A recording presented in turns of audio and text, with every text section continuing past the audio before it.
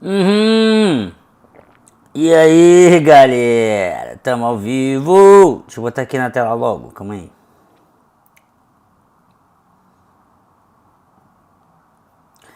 Estamos ao vivo. Olha lá ela. Olha lá ela. Starship. Yay.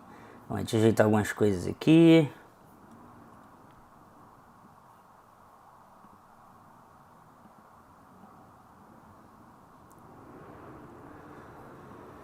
Como é que vocês estão?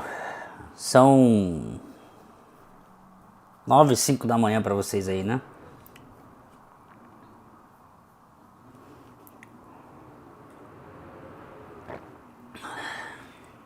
Muito bom dia a todos.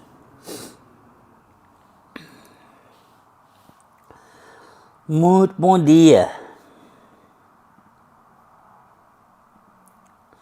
Lançamento da Starship, galera. 1h04 para acontecer. Olha lá, ó. Reloginho ali em cima, onde está escrito T-. É, rapaz. Deixa eu ajeitar aqui algumas coisas. A live da SpaceX vai ser de novo no Twitter, né?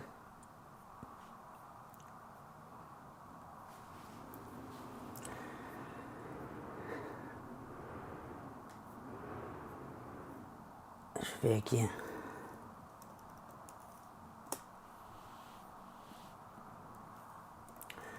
SpaceX.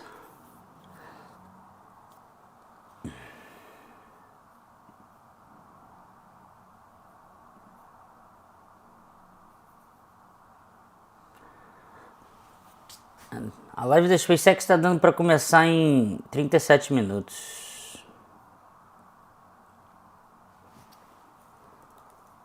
Enquanto isso a gente vai batendo papo aqui.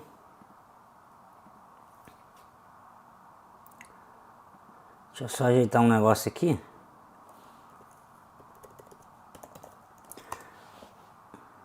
Que agora que eu vi que eu não estou logado no Twitter. Tanto tempo que eu não uso o Twitter. Cadê a...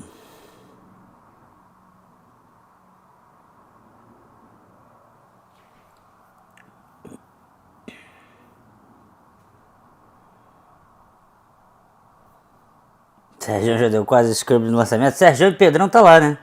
Eu vi aqui. Quase deu scrub.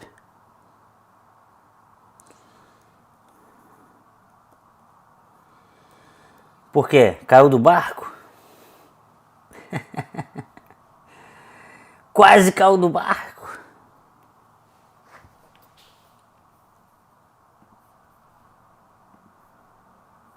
Deixa eu ver agora aqui se vai estar tudo certo.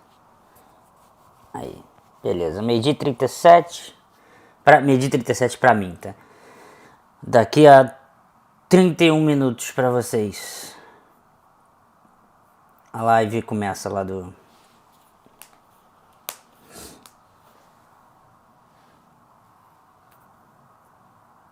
A live da SpaceX. Deixa eu ver o que a galera tá falando aqui. Sérgio tá com a minha P1000. Deixa eu ver, cadê? Eu nem vi, cara. Deixa eu abrir aqui. Por que vocês estão falando isso, cara?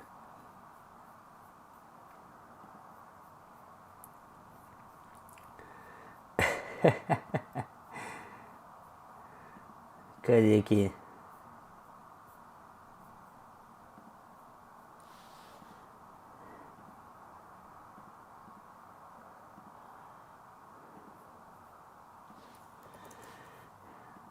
Tá de manhã, ainda não amanheceu lá, né, cara? Esse que é o... De noite não fica muito boa as imagens lá.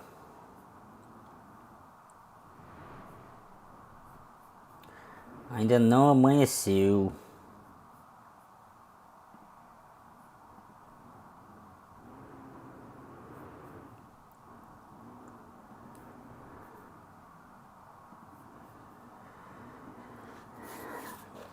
Salve, Rafael. Ele vai usar P1000, uma P1000 dentro do barco? É, vai vai ser foda usar Nikon P1000 dentro do barco. Já tenho essa experiência. Ai, ai. Ainda mais pra rastrear o foguete.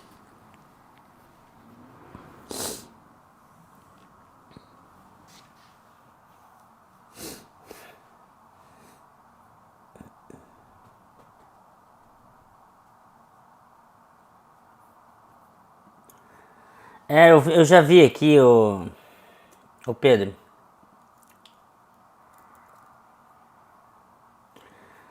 Vou pegar aqui de novo.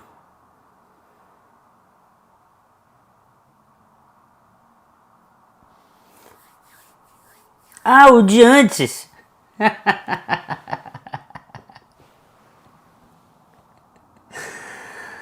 Novo horário de lançamento.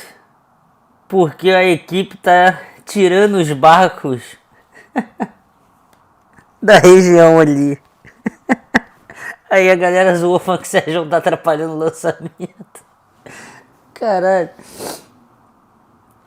Ô, o Sérgio tá atrapalhando o lançamento, mano. É brincadeira, tá, galera? Os barcos é do Golfo do México ali, aí na outra região. Vão prender o Sérgio aí.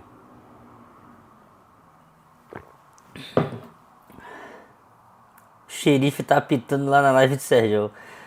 Daqui, ó. Team is clearing a few boats from the keep out area in the Gulf of Mexico. Sérgio vai dar scrub no lançamento, velho. Olha isso.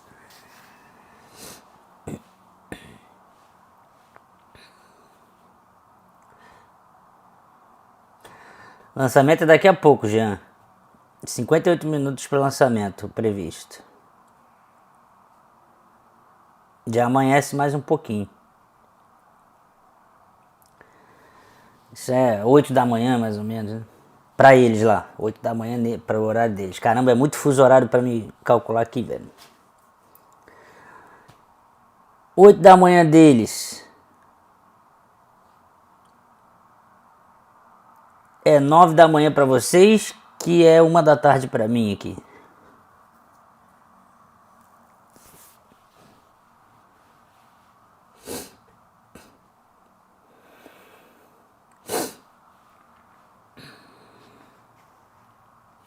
Deixa eu ver o que os caras estão falando aqui.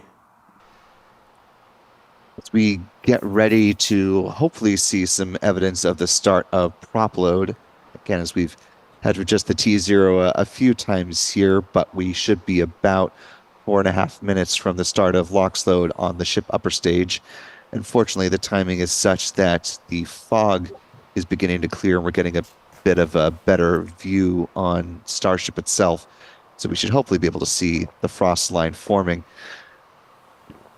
A janela de lançamento é de Gentlemen, 2 it's horas, not né? all business here, Então em 2 horas as é que we do pode like ser to have a little lançado. bit of fun with these live streams, and so want to bring in some of the hard work of folks behind the scenes and not only go through a timeline of the Starship program, but also a little bit Tá of dando um trivia histórico mixed ali, in ó. here as well.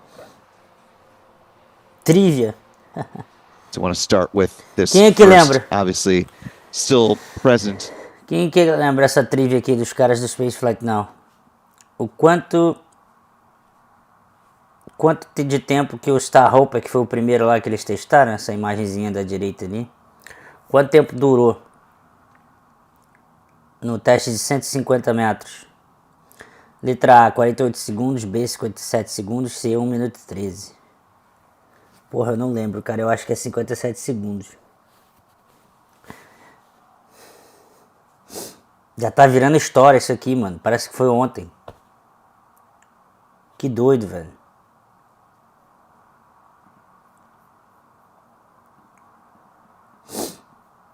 Eu realmente não lembro, cara. Eu fiz live na época.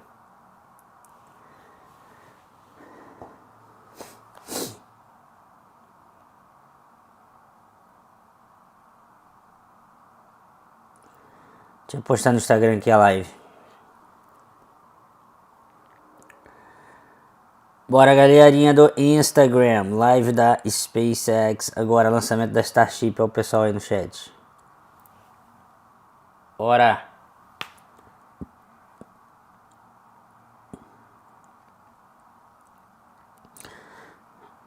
Ia escrever vem pra live, aí o corretor automático escreveu vem pra love. Esse corretor automático é foda, mano. A eterna caixa d'água.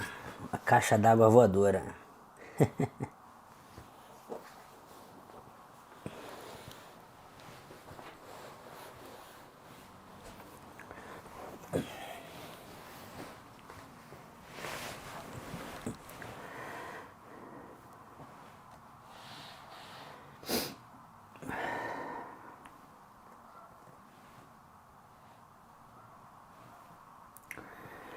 Aí, quem quer imã de geladeira de vulcão, hein? Olha lá. De lava. Artesanato.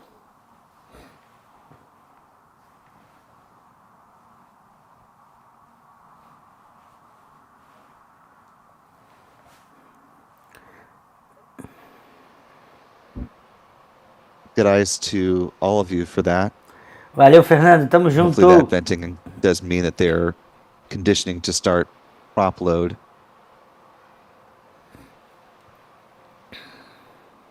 We are currently T-minus 53 minutes, 52 seconds and counting. So lock load should get rolling in less than a minute here. And that'll, of course, be followed at T-minus 51 minutes by the loading of liquid methane on board Ship 28 up top the Starship stack. Liquid methane. Yeah, it's a bit tough to see it because of the direction that the wind is blowing. Estão carregando lá o metano. Leg, you can just barely see the... Tô por fora das tretas todas da internet, galera. Eu não sei nada. Mais tarde a gente faz live lá no outro canal, vocês me atualizam. Tô uma semana fora viajando com o pessoal aqui. Tô totalmente desconectado do mundo. Tô voltando pra Goiabada agora.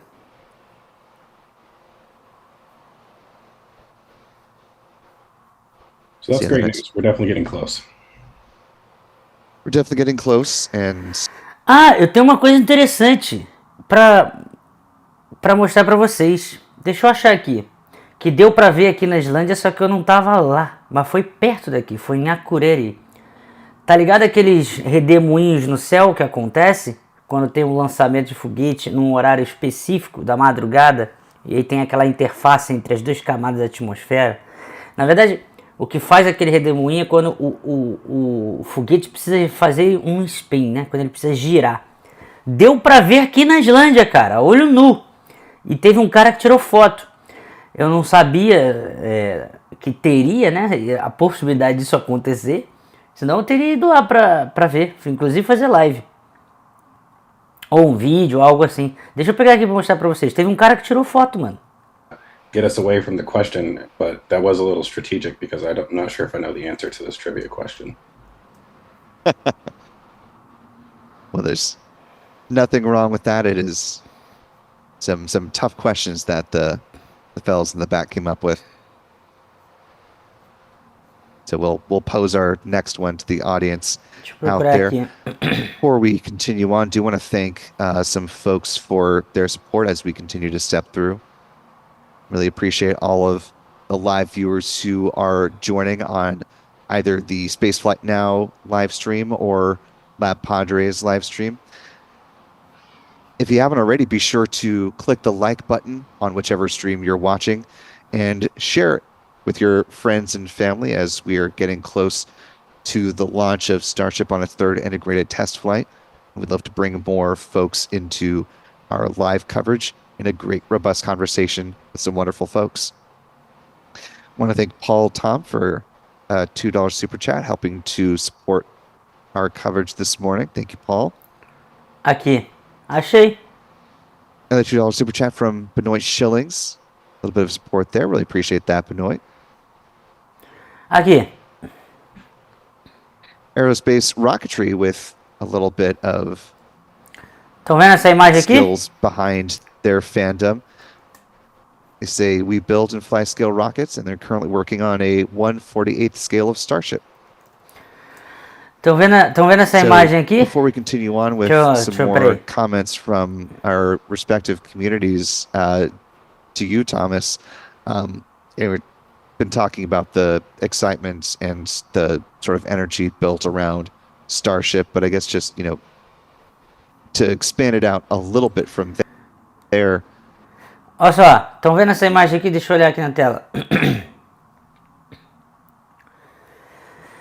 Vocês estão vendo o verdinho da aurora boreal ali do lado? Do lado esquerdo aqui, do lado da minha webcam. Esse é um verdinho da aurora aqui, tá? Isso aqui são os caras, a galera normal. Ah, vamos lá ver a aurora. Vamos lá ver a aurora. O clima tá bom, vamos lá ver a aurora. Saiu pra ver a aurora em Akureyri, aqui na Islândia, Saiu pra ver a aurora, vamos tirar foto. Aí é o que eles tiram foto no espaço.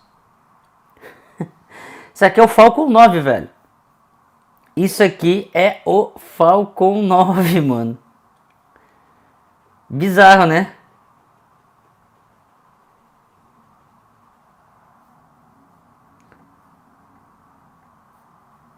SpaceX about putting a ground-based telescope that has been modified, or not space, a ground-based telescope in space.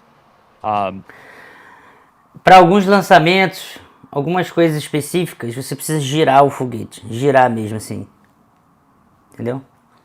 E aí quando ele faz esse giro, cria esse efeito na atmosfera. To be all over it. Ele vai girando assim, ó. The opportunities that it provides are cost reduction and large mass, which that means science experiments that basically NASA would not normally do, or if they do, it's like in a very small scale, and sometimes you need these things in large scale. And of course, manufacturing and everything else beyond that, but for university sakes, it's a big deal as well. Yeah, and Zach, to Thomas's point of universities jumping in on the bandwagon with all these various opportunities. I mean, we just saw with the Transporter 10 mission launching from Vandenberg Space Force Base in California, a number of university-based payloads, including some that were working with NASA. And 48 minutos para o lançamento, hein, galera? Their low Earth orbit destination. And it just seems like there's such a plethora of various avenues to get to either the ISS or to low Earth orbit that, it's exciting to see some of the new science that's coming on board that never could have existed before just because of the prohibitive cost. Yeah, definitely. I mean, the transporter missions are really awesome. It's cool that SpaceX showed the full payload on the inside of the fairing on the latest launch. I think it'd be really interesting to see if they're ever reach that point with Starship that they would even consider doing those type of rideshare missions. I don't know if they've actually stated that they plan to, but man, I mean, you could probably put a year's worth of payload on just one Starship if they ever end up doing that. Yeah, that's a good point. Sim, pode crer. I mean, it'll just be interesting to see what a hoje é o dia do Pi, né? Pi Day. Looks like dia do Pi. The integration of the vehicle, what the deployment looks dia like. De arredondar para 5 is going to be once it's up and running. Speaking of up and running, we're T-minus 46 minutes, 44 seconds and counting. Just a couple minutes away from the fueling process starting on the Super Heavy booster. Again, that will begin at T-minus 42 minutes with the booster LOX load. A minute after that, liquid methane will start flowing onto the Super Heavy booster. Também é aniversário da SpaceX. Yeah, isso the aí. out of the launch mount is getting pretty heavy right now. Acho que não vai arrancar o concreto da base, não. No segundo lançamento já tinha melhorado. O Anderson.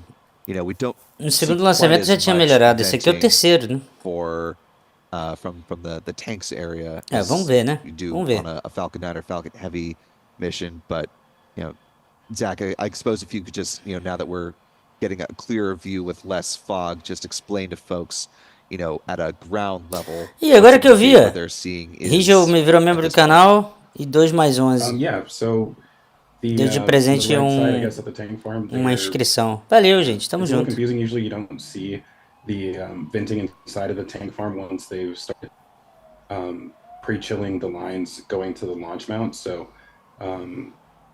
usually you'll see the actual launch mount venting, and it'll get heavier once it's starting to receive actual liquid to the vent. And typically, we'll also see the tower start to vent around the same time.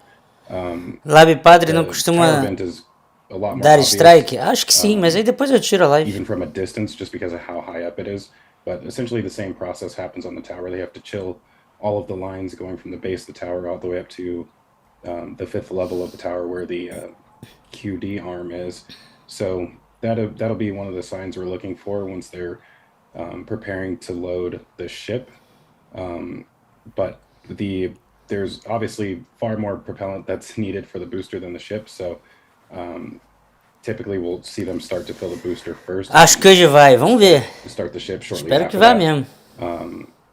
But yeah, as we can see, the venting is getting even heavier now. It's tough to tell because we're a little bit zoomed out right here. I can't tell if the launch mount's still going, but it looks like it is. Well, and the sorry to vapors are cut you getting off, Zach. much heavier right now. Tem alguma coisa They acontecendo are, and we aqui. do have another update from SpaceX who says that they are go for prop load, but as we talked about earlier in the broadcast, as far as the wind level that was gusting up to 25 miles per hour, they're keeping an eye on the winds, and they have now adjusted the T0 once again, currently targeting 8:25 a.m. Central. Ih, That is adiou mais um pouquinho de 9:25 novo. a.m. Eastern, 13:25 UTC. So we are adjusting our countdown do clock vento. accordingly to that, as you can see here, now at T-minus 58 minutes. Adiaram 37 mais um seconds pouquinho de and novo por causa do counting. vento, galera. Fueling has not actually Parece a Islândia. begun yet, according to this latest current timeline. SpaceX has a 110-minute window, so just shy of 2 hours. So that Olha lá, puts it viu o reloginho ali? at 58 minutos 8:50 agora. would be the end of the window for today. So we'll see We now if have the tower venting. Yep.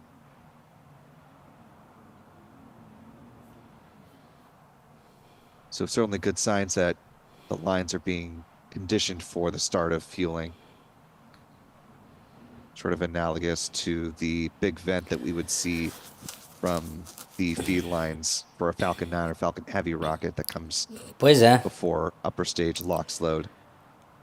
Foguetão de Presume, Zach, that it's a 135 fairly similar metros. É process foda mesmo. É um what we're seeing prédio here. sendo lançado, né, cara? É foda mesmo. Yeah, I mean, Às I'm vezes a not gente as se familiar esquece with the desses Falcon 8 detalhes. vent loading process, but they are, I mean, given that Realmente. they're using cryogenics, it's definitely going to be pretty similar. É literalmente um prédio indo pra cima, Want to make velho. sure the propellant loading lines are as cold as possible so that you're not sending gas into the tanks. Basically just reduces how much venting you have to do inside the tanks. And really just want to get it as cold as possible. So in order to do that, you have to actually also have the pipes as cold as possible too. So basically what you're seeing is the liquid oxygen boiling off inside of those propellant lines. And as I said before, as it gets closer to receiving actual liquid to those vents, you'll see that cloud get larger and larger and larger. And actually, as the cloud's getting larger, it's also kind of a sign of how far up the tower the actual liquid level is inside of the pipes. So as you see now, it's slowly getting heavier.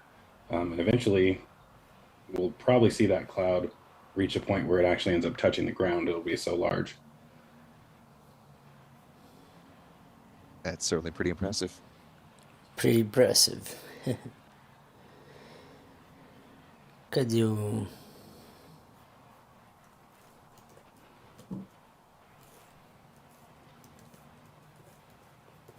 I hope this T0 time doesn't change again.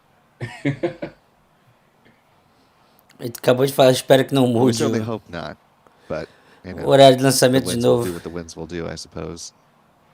Tem muita cara de... Speaking of which, they're kind of picking up a little bit here, and the marine layer is coming in thicker than it was earlier, and that was the phrase I was looking for, marine layer. But yeah, it's not great for visibility here. We were hoping it would be a little bit clearer than this. We could even see the stars for most of the night last night. So that that kind of puts a damper on things, at least from our viewing angle, but we'll still feel it and see all the light coming from it. It's just not all the direct light. They'll be pretty scattered here. So Sérgio tá congelando lá no barco? everything's go. We got to do a launch and get these. Qual a temperatura que tá lá agora? Because the next ones are coming on the line.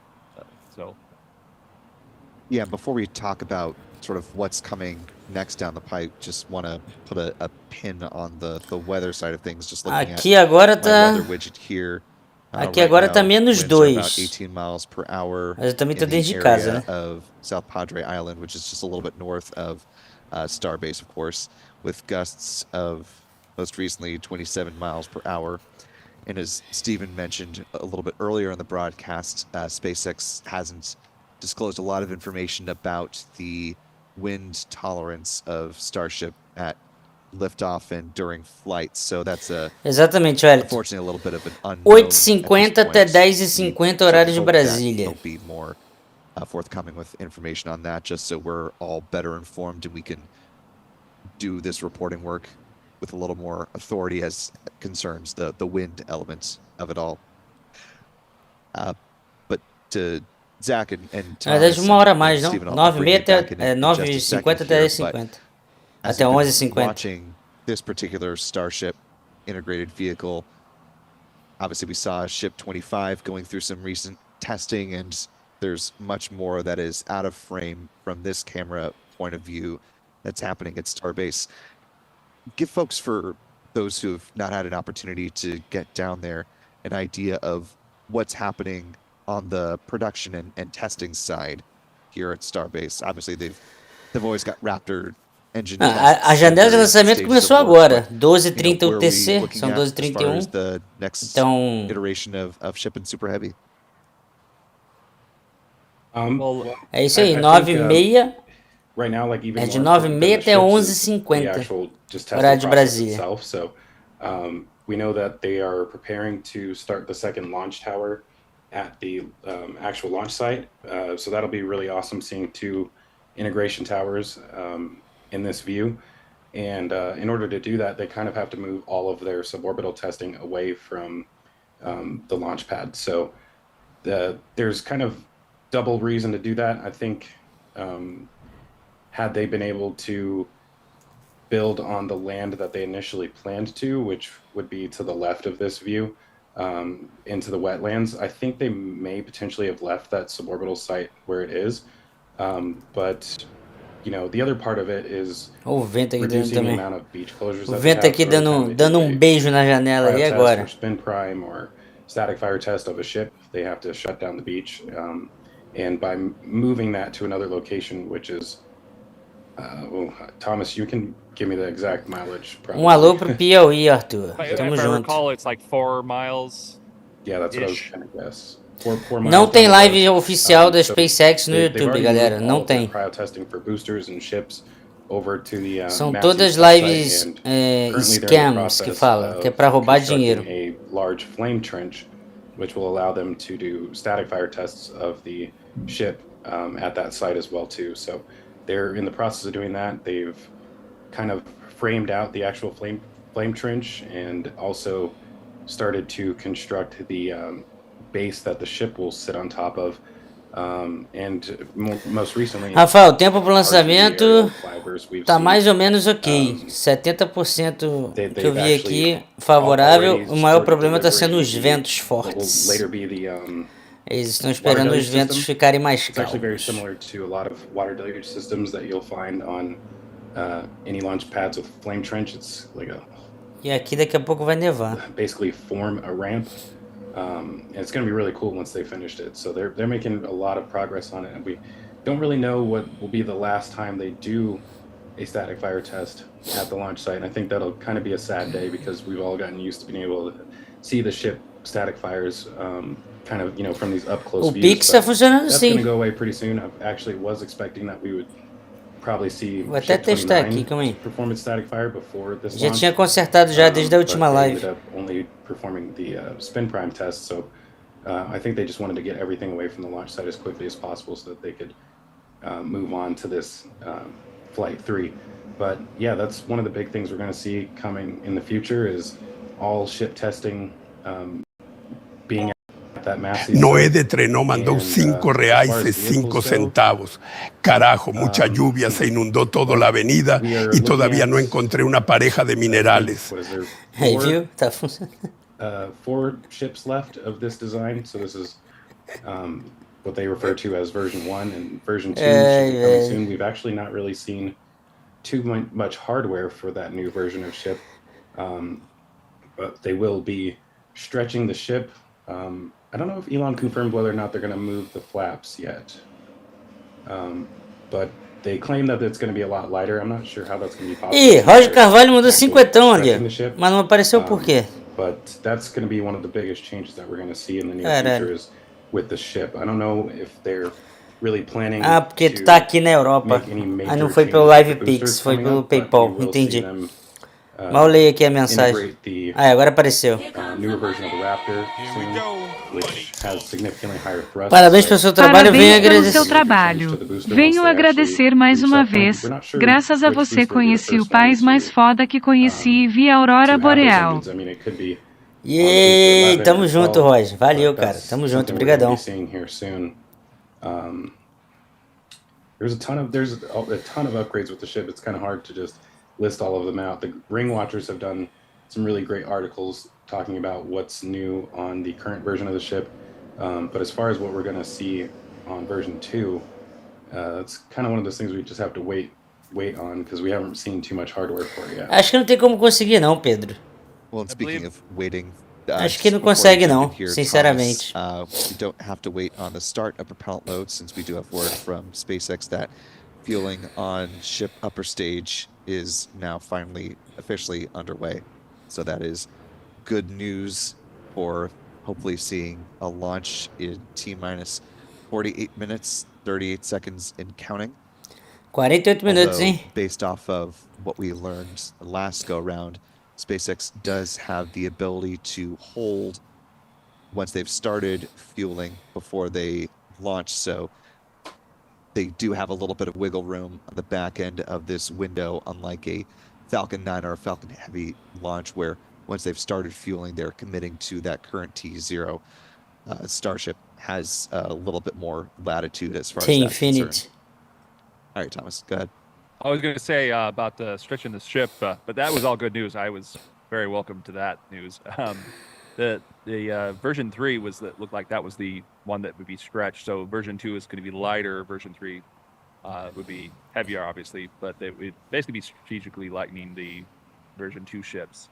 And so they looked at, or Elon's talked about a couple of different numbers. There was 150 meters, which was like a percentage, which was weird.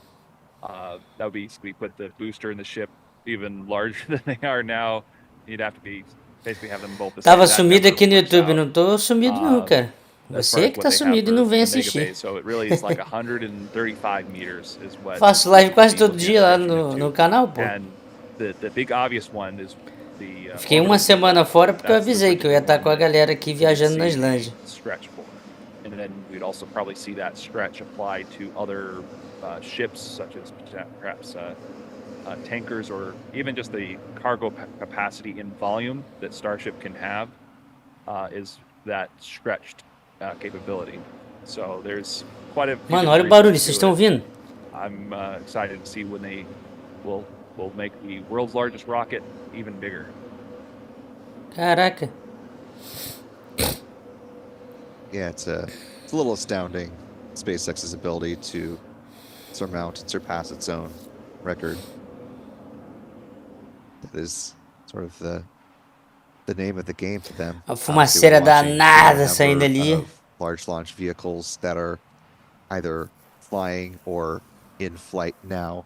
We did fortunately get to see ULA's Vulcan rocket lift off earlier this year, carrying a moonbound mission. They're going to get ready to fly again, potentially as soon as late April, early May. Uma semana sem ver goiabadas. Aerospace's Dream Chaser spacecraft, and the readiness of the Vulcan rocket, of course, as well, to launch for a second time. And then, we've all been watching the progress on Blue Origin's New Glenn rocket down at LC-36, which has gone through a number of cryogenic testing. Stephen, want to bring you in just if you want to speak to, some of the big launch vehicle family that we're now sort of seeing come into their own in this era. Now that we've got Starship going for its third flight, Vulcan preparing for its second, New Glenn coming up on its first.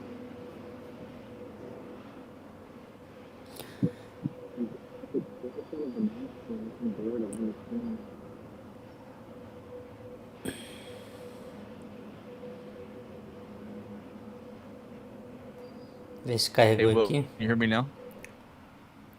Yes, we can hear you now. Go ahead. Yeah, all of these rockets were kind of unveiled and announced around the same time frame in the middle of the last decade, and we're now seeing them all come to fruition. You mentioned the Vulcan debut back in January.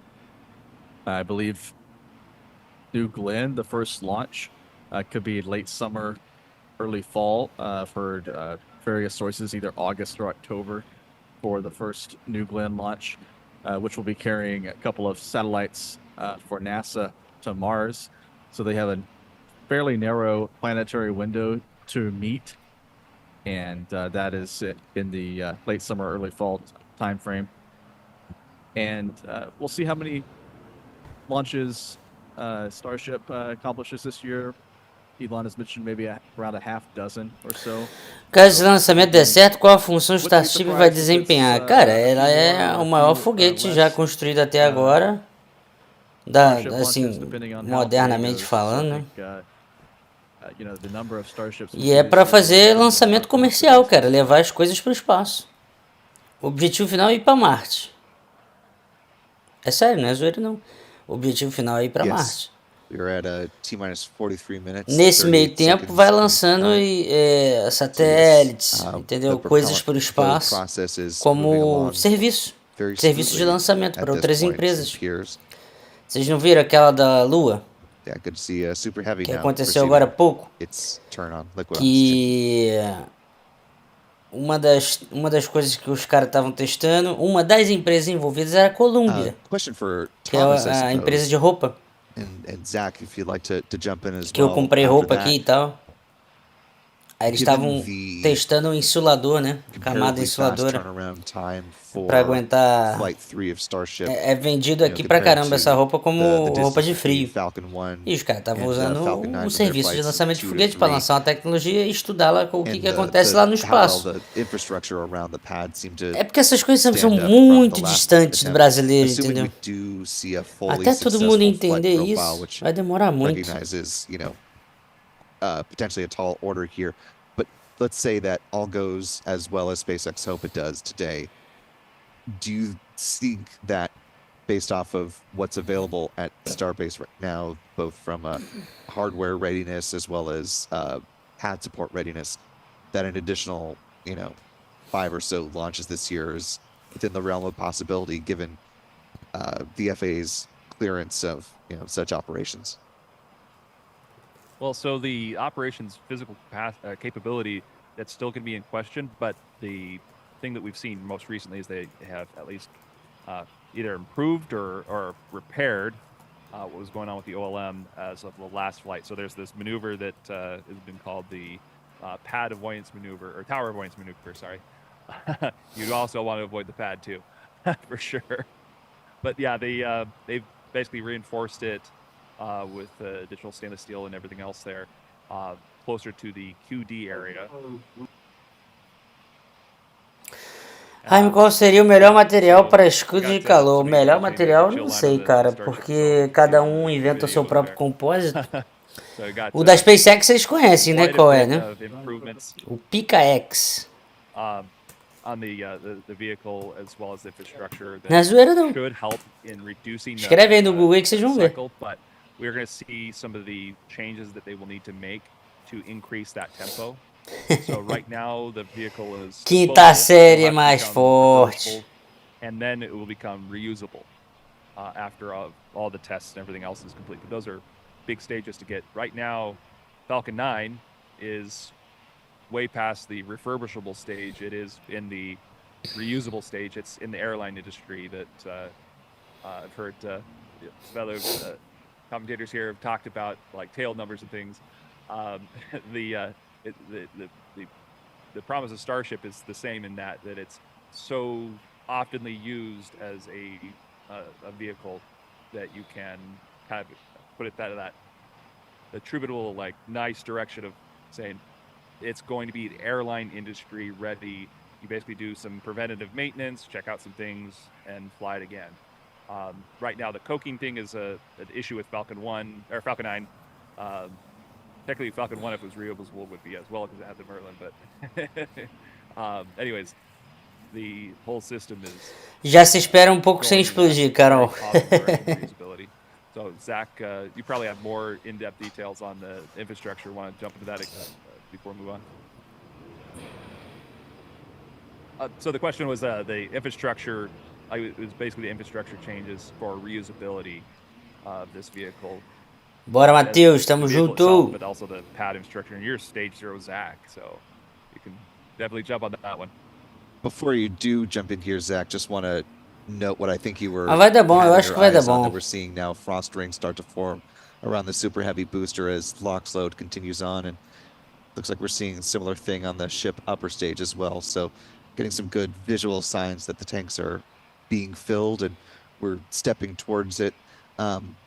But it sounds like Thomas and Steven was just mentioning on a back channel that you can see this shot from the Raptor Ranch. Boa noite. Influenciador brasileiro Sérgio Sacani é preso por violar zona de exclusão.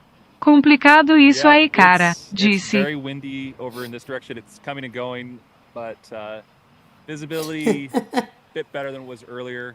So William Bonner Durão mandou R$5. Boa noite. Influenciador brasileiro. Sérgio Sacani é preso por violar zona de exclusão. Complicado isso aí, cara, disse. Twist.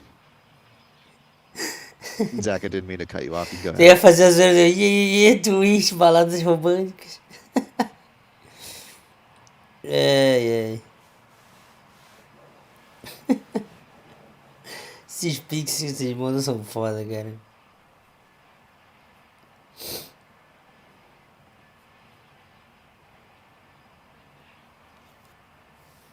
Ó, 38 minutos pro lançamento, hein? Before Flight 1, they added a ton of shielding on the inside edge of the launch mount to basically protect the hold-down arms and the inner edge of the launch mount. They put what we refer to as burn plates. Basically detachable plates that they're able to weld on the inside of it that basically gave it a little bit more durability for handling thermal loads, and also allowed them, like, if they actually damage the inner edge of the launch mount, to just replace those. But after Flight 2, it seems like they removed a lot of that, and they never ended up replacing it. We kind of thought at first that, wow, this got damaged this much over, but they removed a lot of that shielding and never ended up replacing it. So já se acostumou com o frio da Islândia, tá só de camisa, tô dentro de casa, né? And even on the hold down arms, I think that stuff they also realized wasn't necessary. The hold down arms really don't receive dentro de casa de boa contact with the exhaust plume. So quer dizer, na maioria das vezes. Passed the phase of testing where they were worried. Mas hoje tá com uma temperatura boa, pô. Tá 2 graus aqui agora. Então tá 1. Aqui, ó. 1. I'm not sure how necessary it was, but removing all that shielding from the hoje tá tranquilinho. allows them to probably retract a little bit faster than they would otherwise. Aí olha aqui, ó.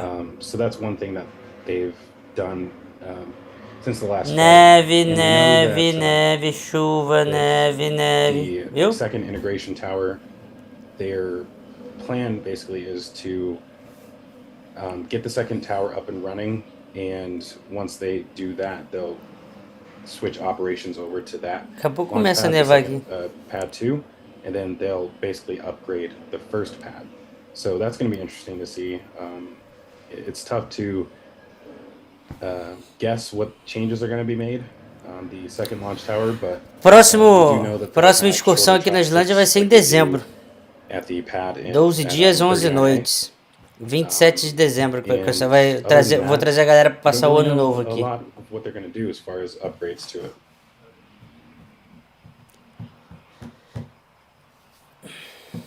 Se alguém quiser vir, depois entra lá no site da Islândia lá e clica lá no quero garantir minha vaga.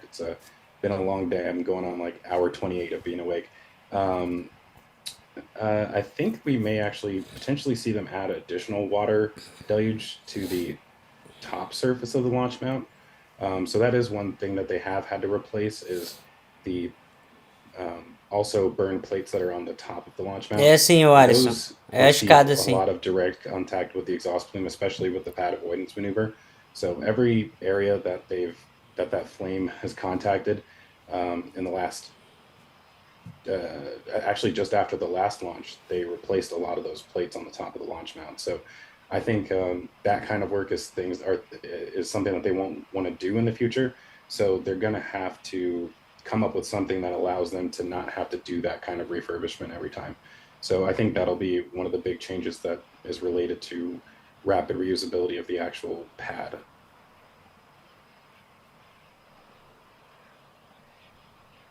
And man, that frost level is climbing. Não esqueça de compartilhar a live, galera. Quando compartilha a live, desflopa. Process is now. I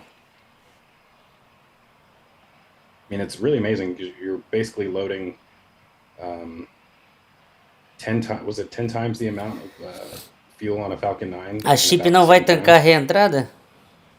Yeah, cara. So a Falcon 9 has about Acho que a million sim, pounds por of que não? propellant. So yeah, 10x on Starship here, and about the same fueling timeline. Bom, as a eles vão Falcon testar Heavy justamente rocket. isso, So né? the actual prop load starts at about T minus. I was actually just looking this up the other day. It was about 30 or about 50 minutes out from liftoff of a Falcon Heavy is when prop load begins, which is pretty much on par with where things are now with Starship. So come a long way since IFT2 now to this fueling timeline.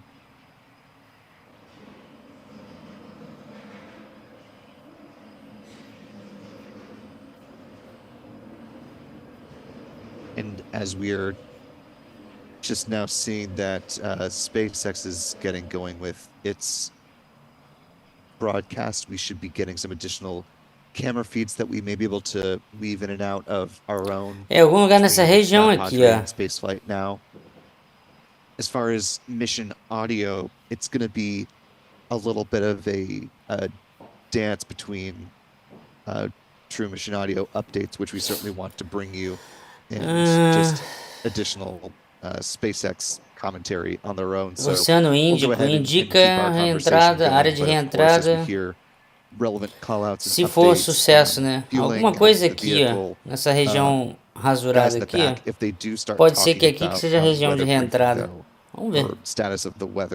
Eles parecem que não publicaram. Take that audio and visual as well, just so we're all sort of abreast with where things currently stand. That'd be great. We're now T minus 32 minutes, 9 seconds and counting though. Deixa eu ver aqui. The next fueling milestone we're going to be coming upon here shortly is at T minus 19 minutes and 40 seconds. That's when the Raptor chill down sequence begins on both the booster and the ship. It involves flying some liquid oxygen through the plumbing and turbo pumps, similar to a Falcon 9 or Falcon Heavy, and protects them from the risk of thermal shock and damage during the startup sequence.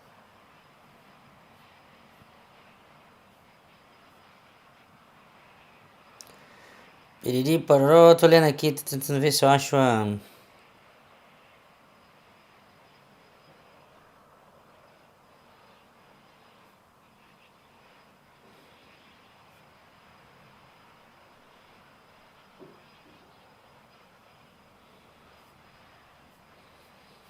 É, ele não dá uma região exata, né? Só fala que vai ser no Oceano Índico.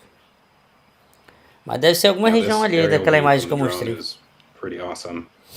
You can really get an idea of how large that E aí, Skyfly, tranquilinho? is at the tank farm.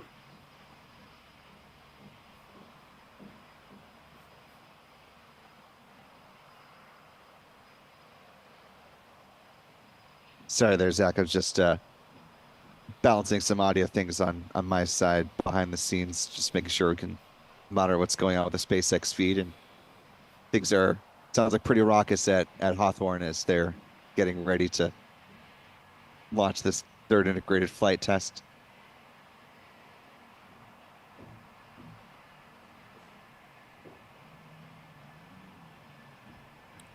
Valeu, Alan. Tamo We're really gonna be junto. relying on the Não tem pé frio, aerial não é isso? footage a lot today.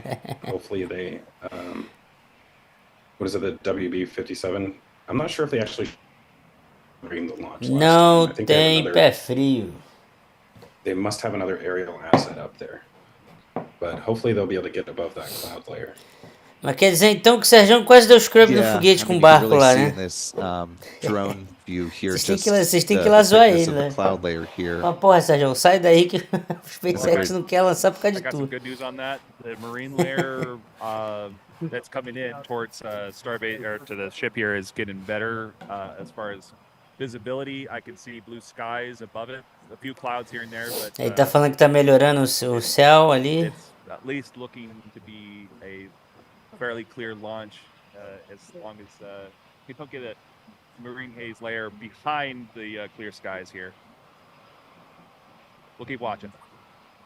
Absolutely. Thank you for that, Thomas. And yeah, just taking a look at the wind situation, looks like winds are still about 18 miles per hour, gusts 18 about miles per 27 hour. miles per hour. O vento ainda tá So 18 that'll milhas por hora. continue to be a watch item, and unless or until they're able to move forward here. Taking a look at one of our other camera vantage points, still a bit hazy as the fellows have been saying from some vantage points, but you can kind of make out the Starship rocket and support tower there. A little bit of light at the top there, but certainly not what you would call exactly a Chamber of Commerce kind of a day for a Starship launch. But as we've been talking about through the broadcast, obviously the most important thing from SpaceX's perspective is not to get good publicity pictures, but rather get the Tem farol de intel and the neblina? data Tem to farol make de sure that they neblina, can pô. move past this launch and continue on with their flight cadence. Tá valendo pergunta de astronomia ou é só zoeira hoje? Na verdade, aqui é só pergunta de astronomia. Steven, A to bring galera you que só back in pergunta here, zoeira, eu vou fazer o quê? You know, we've been talking throughout the Eu, hein? broadcast about the iterative approach of SpaceX and Starship and some of the lessons that they're hoping to learn here. You know, now that we're coming in the final 30 minutes, I know we've got quite a few more folks who Live are da joining SpaceX us now abriu? live who were not with us before. Deixa eu ver aqui. So want to make sure everyone gets caught up to speed in the last 30 minutes.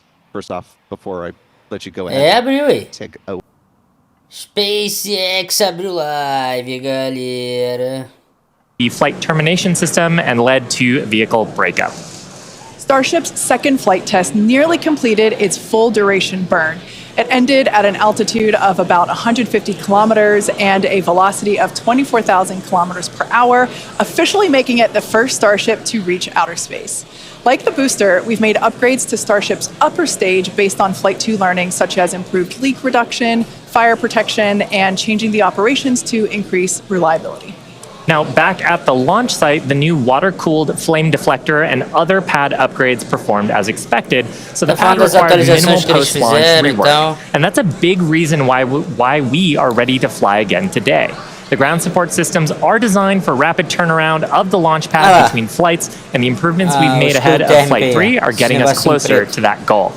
And that brings us to today's test. The test profile and the burn timeline are very similar to test number 2, with one major difference. The ship will attempt to splash down in the Indian Ocean rather than the Pacific. This puts us on a steeper trajectory than past flights and lets us test capabilities that we'll need for the future, like lighting a Raptor in space while maximizing public safety. So let's take a closer look at the flight test profile. Now, about 26 minutes from now, Super Heavy will ignite its 33 Raptor engines and lift off from Starbase. About 3 minutes into the flight, Super Heavy's booster will separate from the ship in SpaceX's second ever attempt at a hot stage separation. That means it'll light its engines while still attached to a partially lit booster. The ship's engines will then remain lit for about 6 Separação do minutes estágio. during the ascent before entering a coast phase.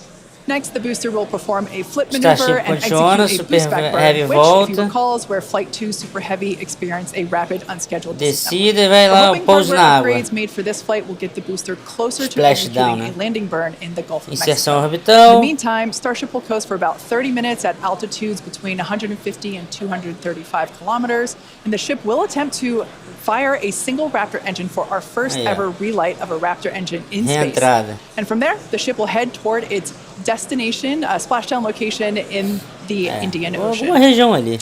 Again, if we get past a successful stage separation Vai and a descer full deitada na ascent água. burn with the upper stage, it will be at an added Viu? altitude Esse é o plano, and galera. trajectory below orbital, meaning Starship won't have to fire its Raptor engines for a deorbit burn, and it will naturally come back into the atmosphere no matter what. Now, meanwhile, the Super Heavy is going to attempt a landing burn before splashing down into the Gulf. And while we are going to practice a landing, we aren't planning to recover any of the hardware from Super Heavy or the ship on this flight. Now, with the exception of Falcon, this is no different from what happens with most rockets flying today that are expended or fall into the ocean after they complete their mission. Eventually, though, we will land and recover Starship boosters and ships, just as we do with Falcon 9 and Heavy boosters, where we've recovered 283 to date. Starship's rapid reusability is key as we begin missions to the moon and beyond. Even though recovery is not planned, the telemetry and data we receive all the way to the end is what we're looking for, particularly with regard to the ship's temperatures during reentry and how the heat shield will perform. The data that we gather today, of course, will help Tá us falando sobre continue os to dados que build eles vão a rapidly conseguir e reusable tal, para Starship for the analisar, future. estudar todas as Now, much informações like do our foguete, first two temperatura, flight pressão, tests, não sei o que, today piriri, poró. also still just a test. Our goal is to gather data to continue Hoje é um teste, iterating and galera. ultimately um improve teste. Starship. That's exactly Terceiro right. teste. The primary goal for Flight 1 was to clear the pad, and we did that. Aí mais and tarde got você a já lot of sabe, great né? data As that helped us notícias no improve Brasil, the né? vehicle and the pad infrastructure that Bilionário we see today. excêntrico The primary explode goal of Flight outro 2 was to get all the foguete way to nos stage céus separation, dos which we did, and oceanos even got a little extra. Índicos. For Flight 3, we've added some ambitious tests highlighted by an attempt to transfer several tons of propellant between the tanks inside Starship itself, as well as the first ever relight of a Raptor engine in space and the opening and closing of Starship's payload door. When Starship takes astronauts to the lunar surface as part of NASA's Artemis program, it will be refilled in space by a Starship A tanker ideia aí, ó. spacecraft before boosting itself Abastecimento into na a lunar órbita orbit, de uma like you see Starship here. com a outra. Olha que Transferring a maneiro. large amount of cryogenic liquid in space has never been done by anyone ever. Essa é a ideia. So, we'll be looking to get data on some of the fundamental physics in play here, like managing pressures, temperatures, propellant settling, all as we prepare for eventual ship-to-ship transfers. The ability to refill starships once in orbit will be critical for landing on the moon and is a key technology for enabling deep space exploration and ultimately flights to Mars. Now, we're also attempting the first ever relight of a Raptor engine in space, and we'll need that capability for future in-space maneuvers and deorbit burns. It's important to note that what we'll attempt today is not a burn required for Starship to re-enter on today's test. We are intentionally flying this new steeper trajectory so we can test things like engine relights without substantially changing where we expect to splash down. And if Starship manages to make it all the way to re-entry, we will collect valuable data on the vehicle as it flies through the Earth's atmosphere at hypersonic speeds, or more than 5 times the speed of sound. We expect it'll look something like this animation on your screen with the heat shield tiles facing down. We'll use the Earth's atmosphere Diego to Nob mandou brake R$10 the vehicle and then get us into a controllable regime as we go towards splashdown. Now, we did validate Starship's ability to fly and land at subsonic speeds during our suborbital flights several years ago, and gathering data on the aspects like heating and vehicle control while we're traveling way faster will become critical to eventually Já bringing respondo teu Starships Pix, tá? back from Deixa até space for guardado rapid aqui, Diego. reuse. We'll also attempt to open and close Starship's payload door for the very first time, a capability that we'll need when Starship starts flying our next generation Starlink satellites. And there you can see an animation of what that will look like as the satellites are deployed one by one through a slot near the top of the spacecraft. So, at this point in time, Cara, we are muito maneiro. approaching Aqui a T-minus ideia 21 minutes until liftoff. Let's check in with Dan for a countdown update. Hey, thanks, Kate. Hey, everybody. I'm Dan Hewitt. Good morning. Welcome to Starbase. I'm coming to you from the Raptor's Nest, where I'm here with some of our flight controllers, also our Pad Red team. We're just behind the Mega Bay. Those are super heavy boosters right behind me, getting ready for the next 4 flights after this one. So we're looking to launch a lot this year. Countdown has been pretty clean so far. We're not tracking any issues that are gating us on the hardware side and the vehicle side. From that on-time liftoff at 8:25 a.m. Central Time. That's our T0 right now. We primarily shifted later as we were just working to clear the range. The other big watch item today is going to be the winds. The winds have started to pick up. We're still looking to be below our limits, but there could be a hold at T-minus 40 seconds just to make sure that the winds are acceptable before we go.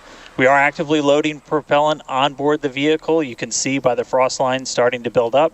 Looks like we're about 80%. Gabriel, a NASA fazia testes assim explodindo também, tá? É porque na época não tinha live no YouTube igual tem agora. Starship uses liquid methane as its fuel, liquid oxygen as its oxidizer. Both of those get cooled down to quase terminaram de carregar tudo. So several hundred degrees below zero. And if you follow along with our previous 2 flight tests, the prop load timeline today looks a little bit different. Those first flight tests, it took us about 90 minutes to load all of the prop on board. But since the second flight, we made some pretty significant upgrades to make that time shorter. We added some additional fuel and LOX pumps just to increase our capacity. We expanded the number of heat exchangers and installed a dedicated fill drain line for each stage. Tá dando gol ali, ó. Weather, go, range, go, vehicle, go. Tá tudo dando gol, cara. Tudo verdinho. We're aiming for about 51 minutes for today's operation to fully load prop. We did that successfully on our wet dress rehearsal that we did recently. Eventually, though, we're trying to get that time down to about 40 minutes. Just for some context, that's about 5 minutes longer than we take on Falcon 9, but we're doing it with 10 times the amount of propellant. Now, the propellant load on ship started at about T-minus 53 minutes, booster right around T-minus 42 minutes. We are about to pause loading on the main tanks of ships. O cara da live da SpaceX tá dentro da Starship? Não, claro que não.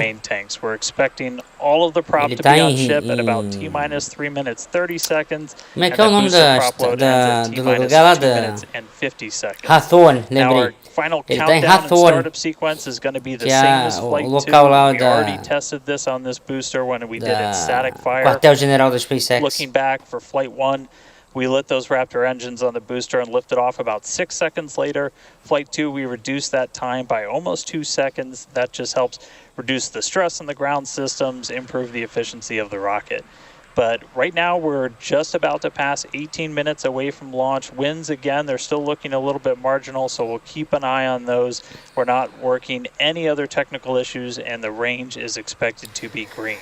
Se cancelar é descartado, Wellington. Não volta pro Could be 24 to 48 não volta, hours. Não. It just depends on how far we get into the count. So check back in with everybody in just a little bit. Volta está falando no sentido de ser reutilizável, né? Não é não. Thanks, Dan. The countdown is continuing to progress, so let's take a closer look at the world's most powerful launch vehicle ever developed. Starship 17 minutos, galera. Which has 6 Raptor engines, and the Super Heavy booster, which has 33 Raptor engines.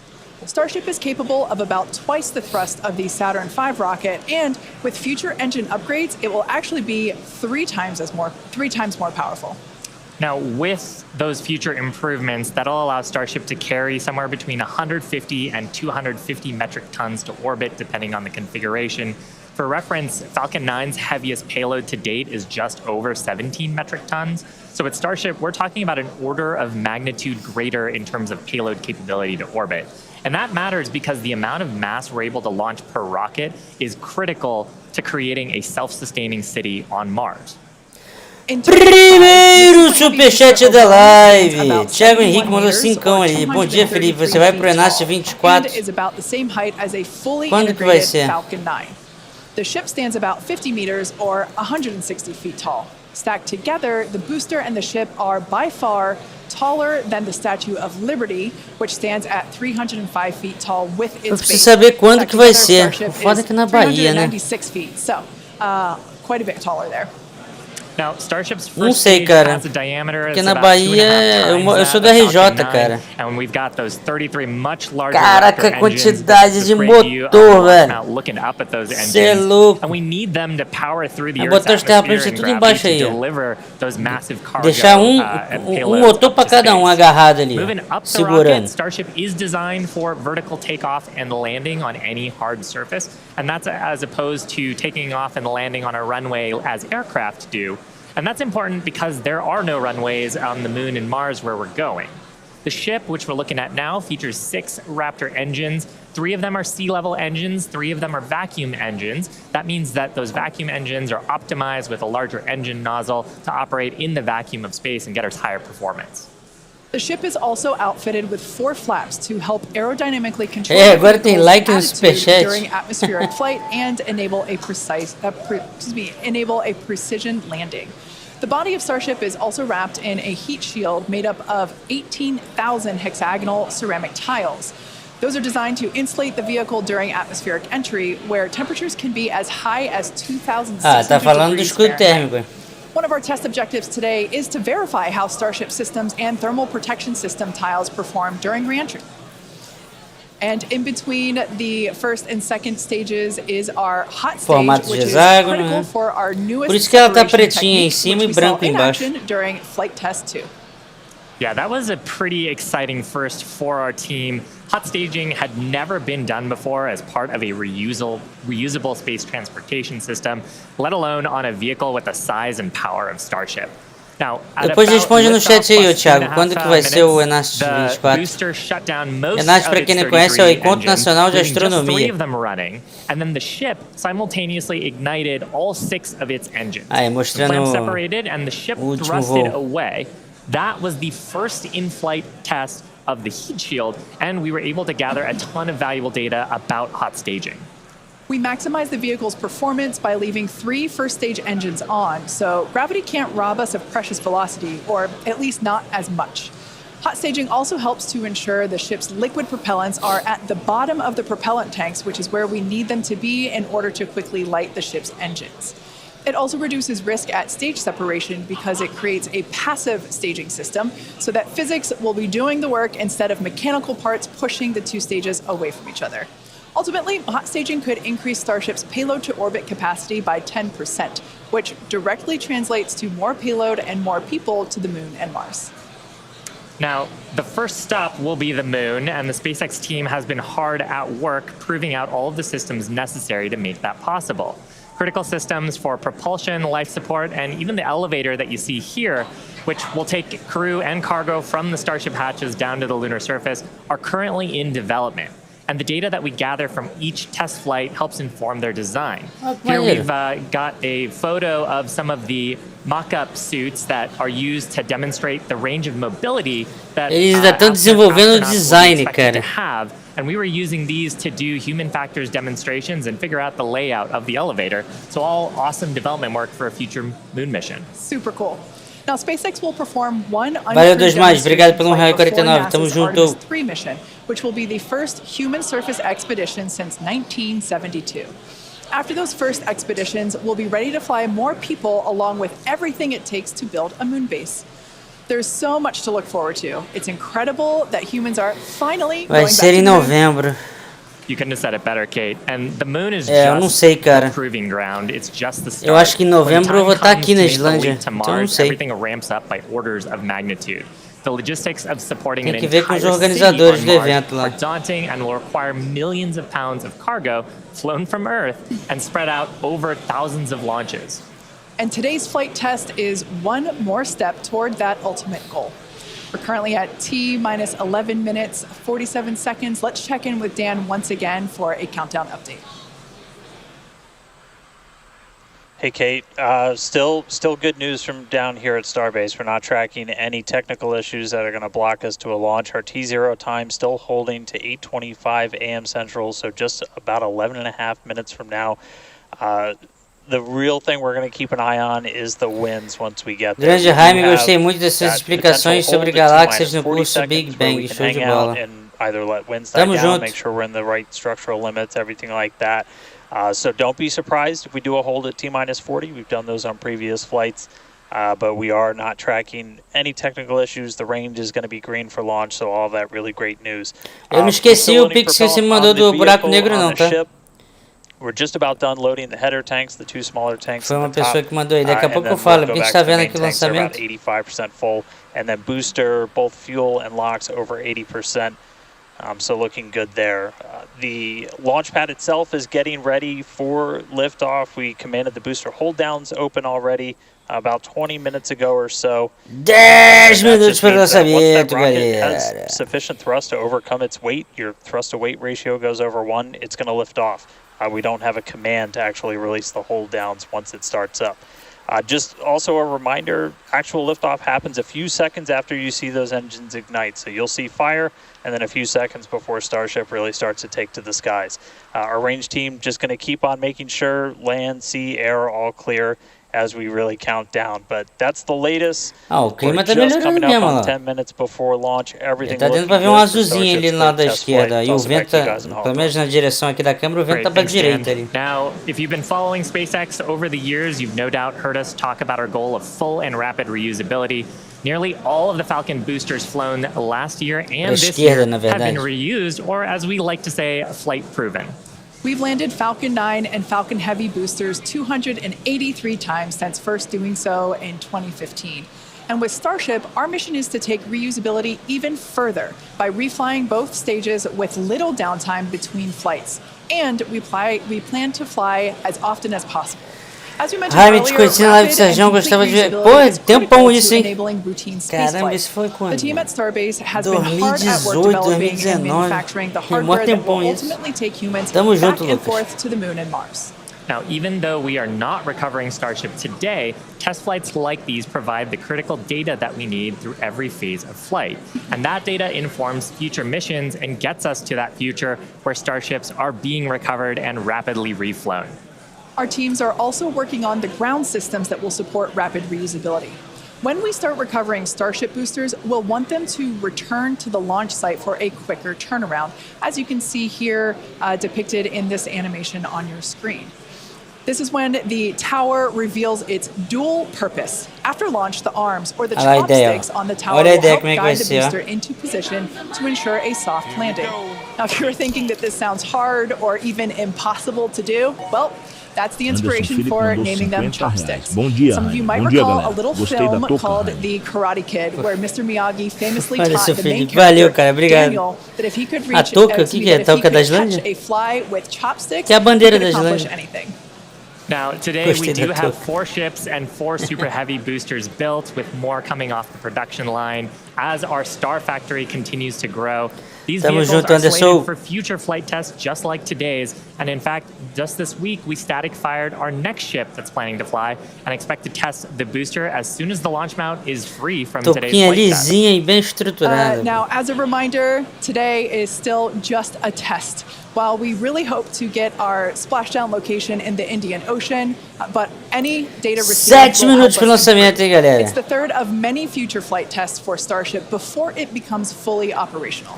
And that's the goal of flight tests. They teach us about the limits of our design and improve our understanding of the vehicle, and ultimately help us make Starship more reliable and rapidly reusable.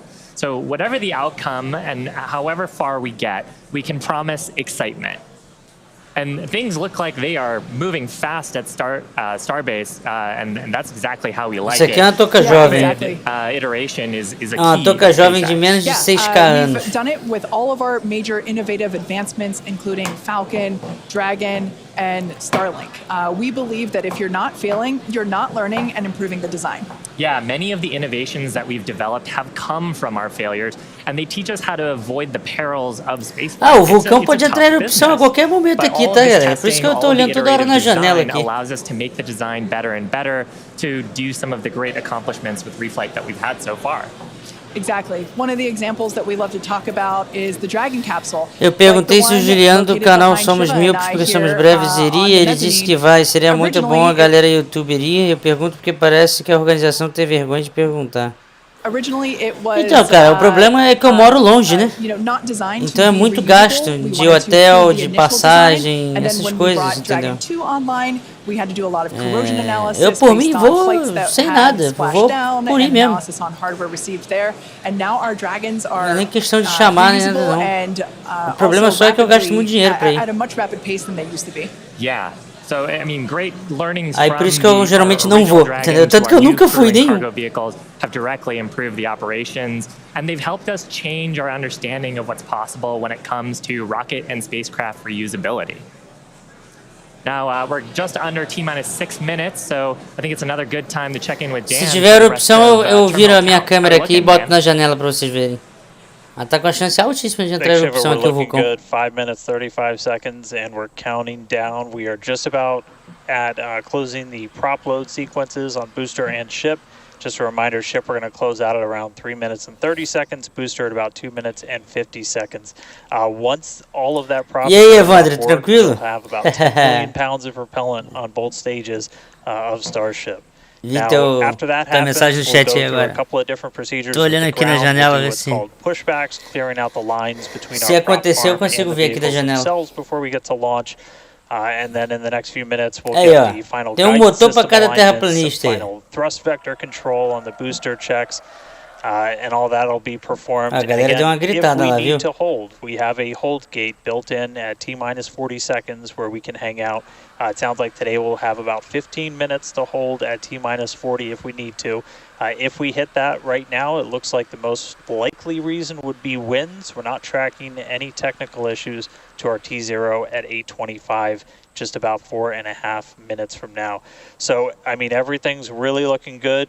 The booster's almost at full frosty, so we'll see that close out in just a couple of minutes. But we're getting really close to flight, guys.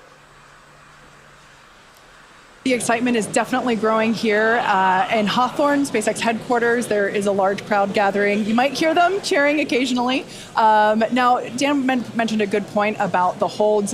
We have an opportunity to today hold for a few minutes. And this is a really cool thing about Starship. 4 minutos, hein, galera? This opportunity with Falcon or Falcon Heavy. Up until the T-minus 40-second point, aborts are just holds. So anything that would trigger an abort prior to T-minus 40 seconds becomes a hold. So that's a really cool feature to allow the team to wait for final checkouts or assess prop levels, engines, avionics, vehicle pressurization. It's really helpful to ensure a liftoff. Yeah, and that's something that is very different from Falcon. People have watched our launches, and then we get right down past prop load and then have to scrub because of weather or scrub because of an issue on the vehicle. And we don't have the same constraints on our propellant and our system with Starship, which gives us more availability in the window. And sometimes that's all you need. Sometimes the winds dip just enough where you can launch the rocket safely.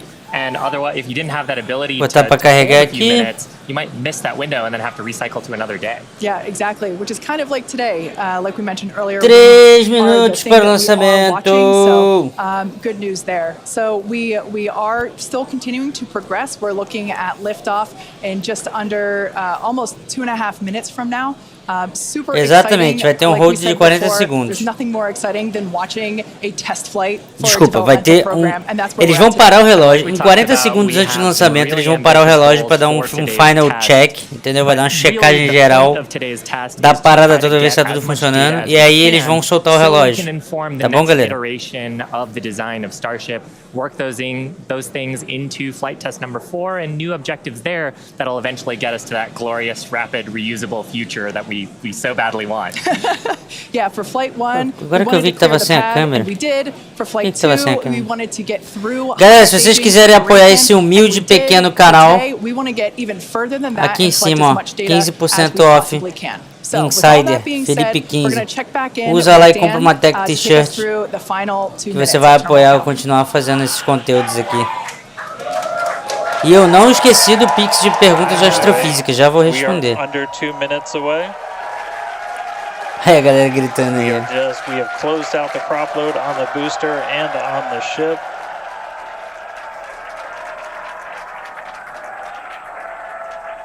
And we're starting to hear some good news that it looks like winds are not going to hold us up. Acho muito foda a galera toda ali reunida e tal. 40-second hold. So we're about 1 minute and 20 seconds away. Just walking you through one last time, we're going to see the engines ignite about 4 seconds before we hit our T0. They're going to ignite in 3 different banks. You'll get 13 of the inners, 15 of the outers, and then the last 5 ignite just 2 minutes before T0. And then after that, the quick disconnect will retract. The engines will start to throttle up, and then we'll see liftoff about 1.5 seconds after T0. So we're under a minute away. Don't be shocked if we hold at 40 seconds before, but it sounds like the winds are cooperating today. And we'll be able to move right past that, not tracking any other technical issues that could hold us. Proceeding past our QD vent gate.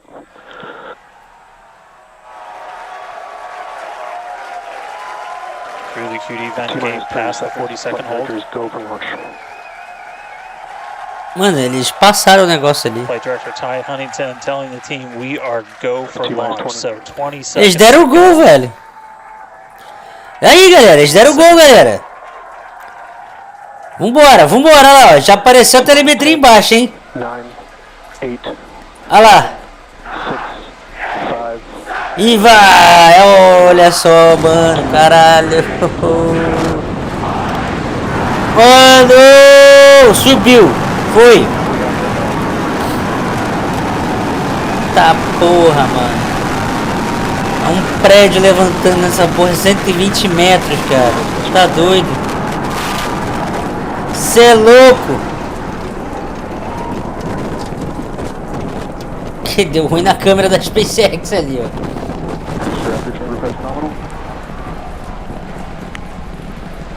Aí, ó, câmera ali do lado da grid fin.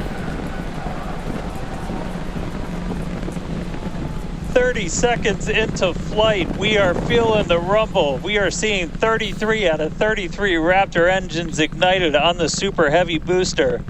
Booster and ship, avionics, power and telemetry nominal.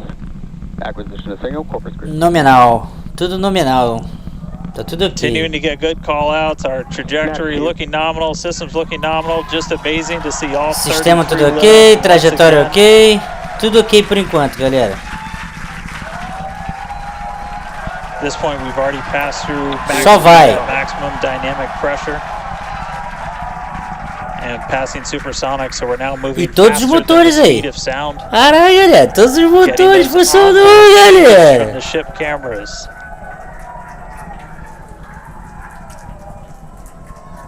Now the next major milestone is going to be a hot staging maneuver. Again, we're going to be doing that in just about 90 seconds. To do that, we're going to shut down all but the 3 center Raptor engines. Vão desligar os 3 motores principais ali, os do centro. Principais não, os do centro. Cut off. And then the clamps holding the 2 stages together are going to release. Starship's second stage will ignite its engines, the RVACs first, the sea levels right after that. The sea level engines will be splayed or just kind of pointed out at about a 15-degree angle. So if you look close and we get good tracking, you might be able to see those center right after. Já já com a separação. Engines will push Starship off of the booster.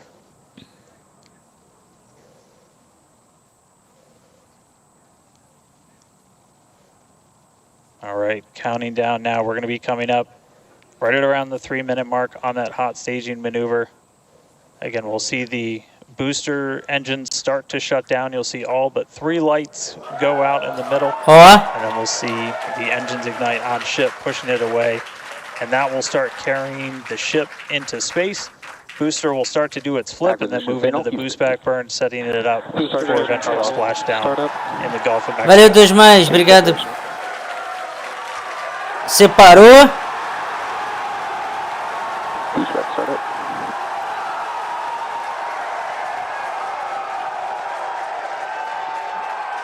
Hot staging confirmed.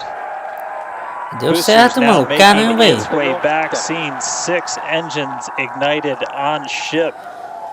Caraca, os caras estão conseguindo, velho. Way to space and a booster on the way back to the Gulf. Oh man, I need a moment to pick my jaw up from the floor because these views are just stunning. These are live views from Starship. Giraram, fizeram um spinzinho legal ali agora. Good there, news informing us that the second stage or the ship, everything looking good, nominal there. First stage, tudo ok com o segundo estágio. Back burn, expecting that to last about 1 minute. That boost back burn. That boost back burn propels the booster back towards the coast, taking it to a landing in the waters of the Gulf of Mexico. We're only using the super heavy boosters 13 center engines from here on out. Whenever they relight, you'll be able to see that in the left bottom corner. Those are the ones that can gimbal. In other words, they move and change direction in order to change the thrust to steer the first stage back to Earth.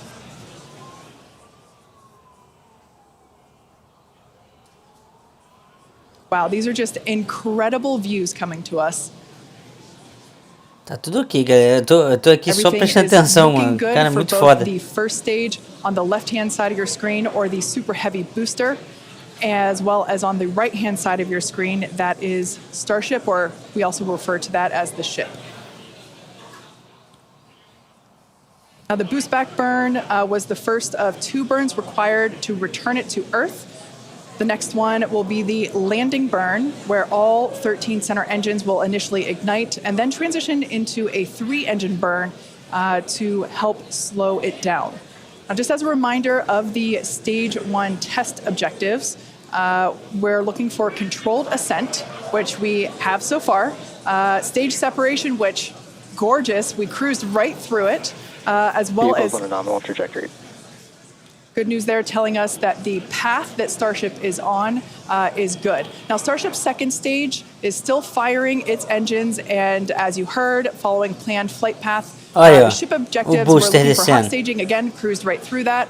We're looking to demonstrate controlled ascent, as well as orbital insertion. Now, the bottom right-hand corner of the screen shows the ship engine graphics, so be sure to keep an eye on those. Yeah, Kate, like this is just a phenomenal test so far. Super Heavy is performing beautifully today. It's on its return leg of the journey. Ship continuing to burn its 6 engines, those larger circles, the Raptor vacuum engines, the inner circles, the Raptor sea level engines. We're about 30 seconds away, just under 30 seconds away. Mexendo ali as grid fins. From the start of the boost back burn. Excuse me, the landing burn on the booster. You can see the grid fins rotating. Those hypersonic grid fins are guiding us through the atmosphere back towards our splashdown site. Again, we're going for a hard for a splashdown, a soft splashdown. So for landing burn, we're going to expect to see the 13 center engines light. Tá voltando, hein? Olha lá, galera. Down the booster's velocity. 9 quilômetros, 8, 7. In the center for splashdown. Let's see if that'll work.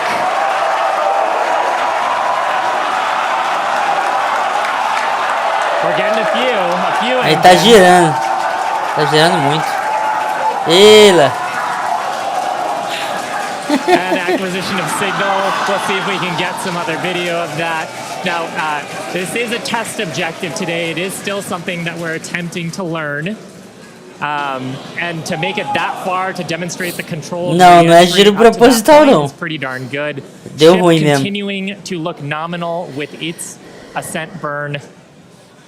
Mas caiu na água, né? Lasting about 6 caiu na água. Total. Agora vamos ver Starship. And we're expecting that this burn will end. Mais tarde as notícias, bilionário, excêntrico, so far, though, brincando de foguete, explode de novo no oceano. Farther than we've gone on flight 2.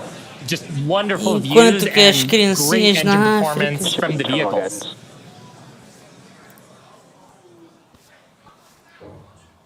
So far, we've hit controlled ascent. We're in the middle of that right now. We demonstrated the hot staging. Kate, as you said, cruised through that. We demonstrated controlled entry of the booster. Just stopped a little short of the engine relight, but hey, that's something we can learn for the next one. Yeah. Now that view that we just had moments ago was 147 quilômetros de altitude a Starship. Again, this is our mission control center at Starbase. Where vehicle operators are standing by. Now, the next milestone coming up is in less than a minute. At that point, ship will, or I'm sorry, it already has. Desligou agora. There we go. 26 mil quilômetros por hora.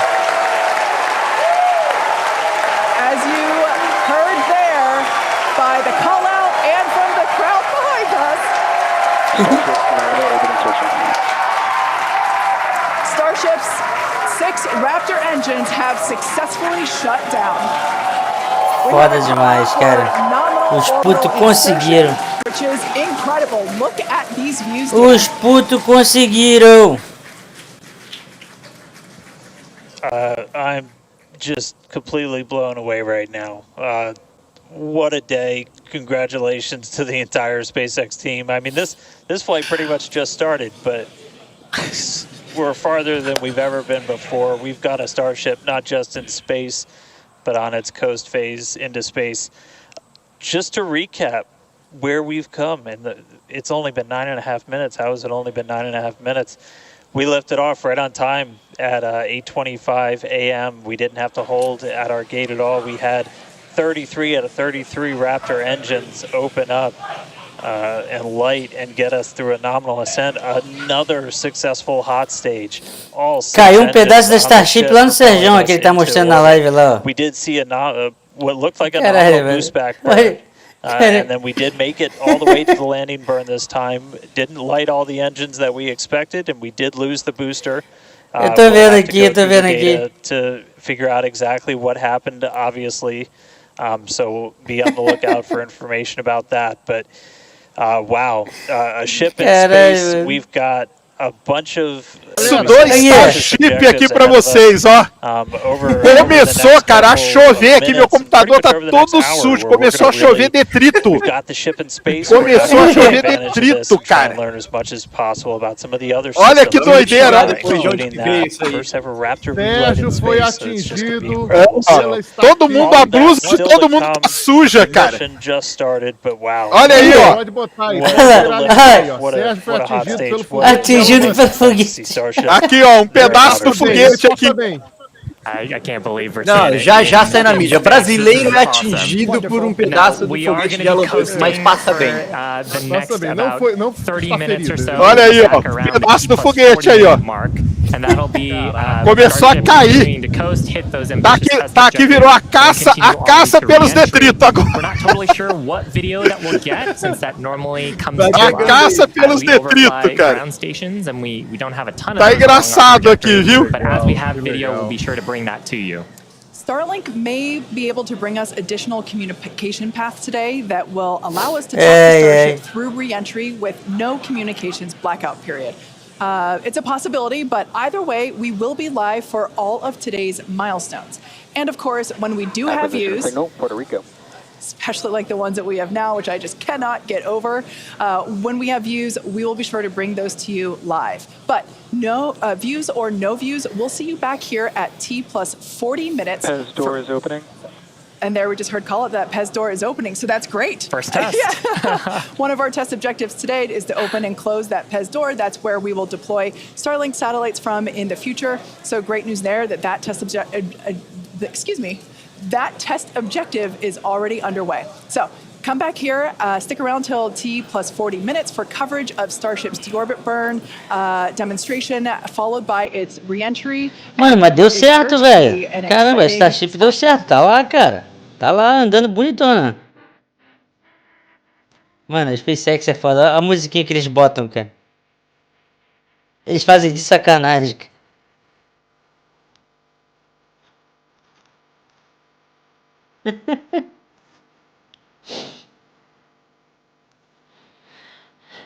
Eles fazem de sacanagem essa porra, mano.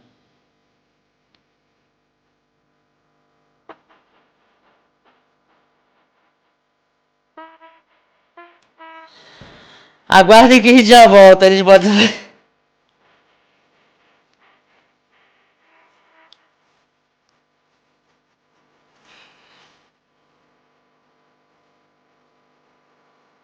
Não explodiu? Explodiu sim, pro Sérgio tá pegando detrito ali, é porque explodiu o primeiro estágio no Super Heavy. O segundo, que é o Starship em si ali, não explodiu não.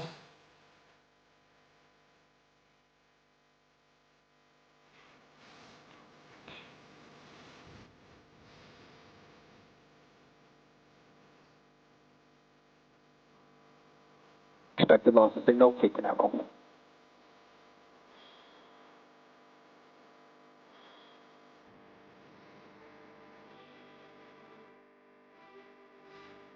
É, mas não aguento.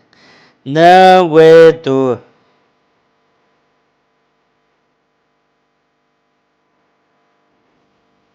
Test checking.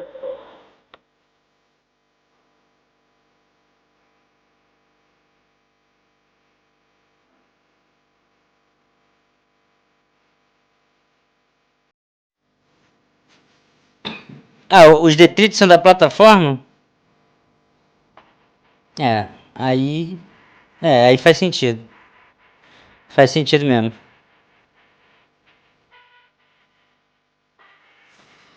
Sérgio atrás de detrito ou o Edson atrás de pedaços de OVNI, né?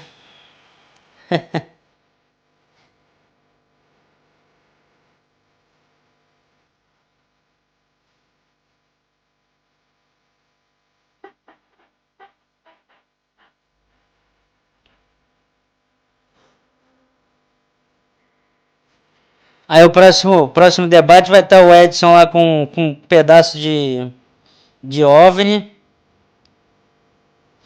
Falando que era dos alienígenas que caiu lá, né? E Sérgio, eu vou levar. E Sérgio, eu vou levar um pedacinho do foguete. Mas não é OVNI, cara. É foguete, cara. Aqui, ó. Tá aqui o detrito.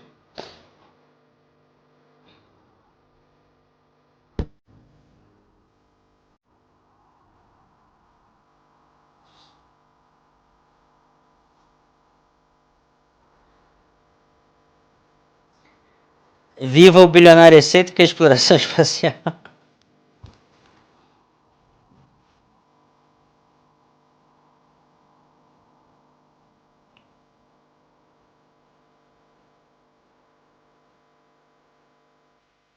Expected losses signal, Puerto Rico.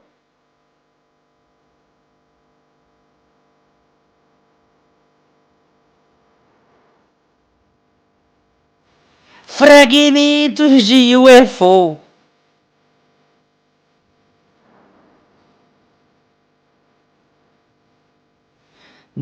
km de altitude, isso mesmo.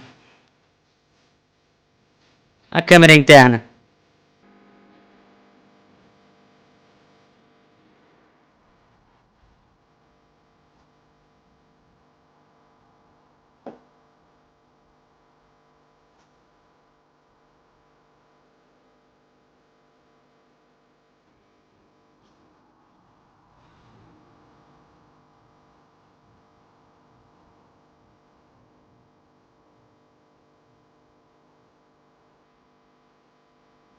É isso aí. A NASA tá ficando com mais tecnologia. Isso aí mesmo que o Alexandre falou. Agora tá criando CGI físico, que chove detrito nas pessoas. É isso aí, pô. É pirotecnia.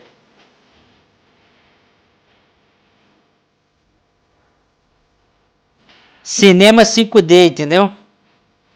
CGI 5D.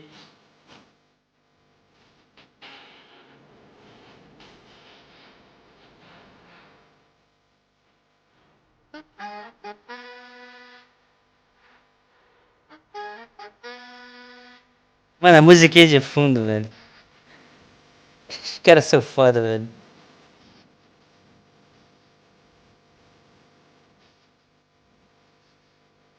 Acquisition of signal, Idris.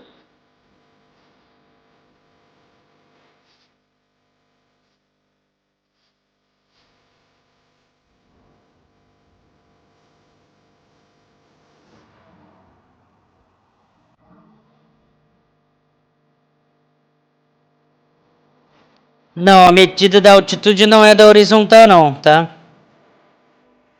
É só a altitude mesmo. Em relação ao nível do mar. A distância já tá longe pra caramba, não tá mostrando aqui na tela, né? Distância horizontal tá bem longe, cara, porque vai chegar lá no Oceano Pacífico. No Índico, aliás.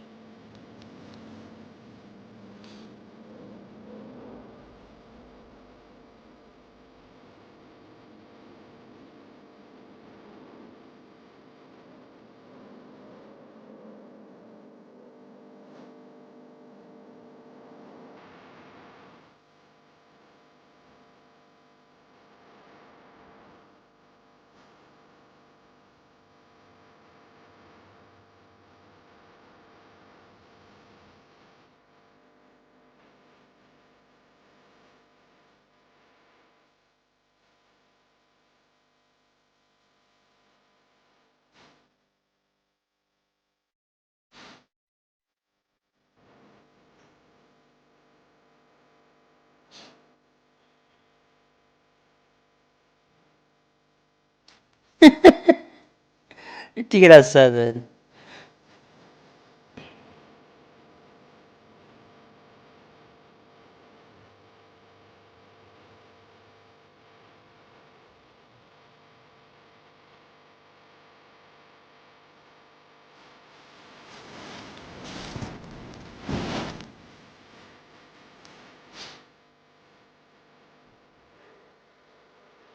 Vê que toda hora perde um pouco do sinal, ó.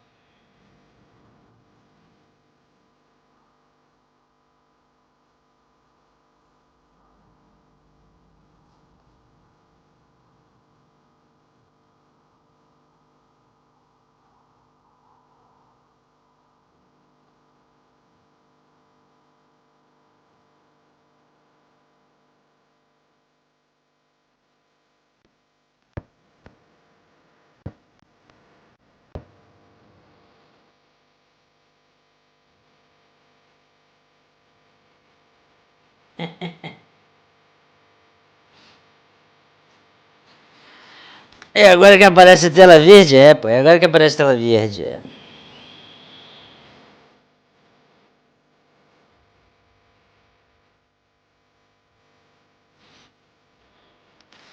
Starship vai pousar não, ela vai cair na água, vai ter um splashdown.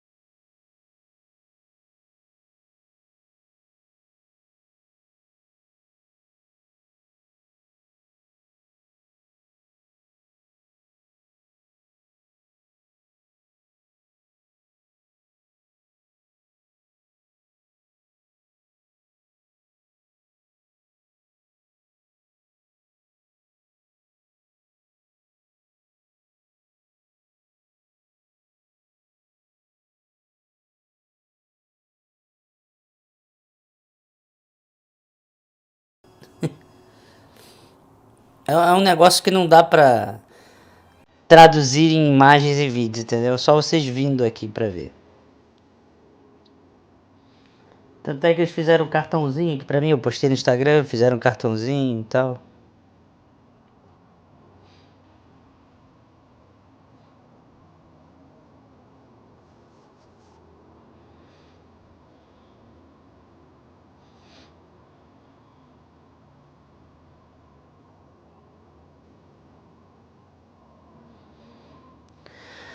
Ó, Diego Nog, você tá aí, cara?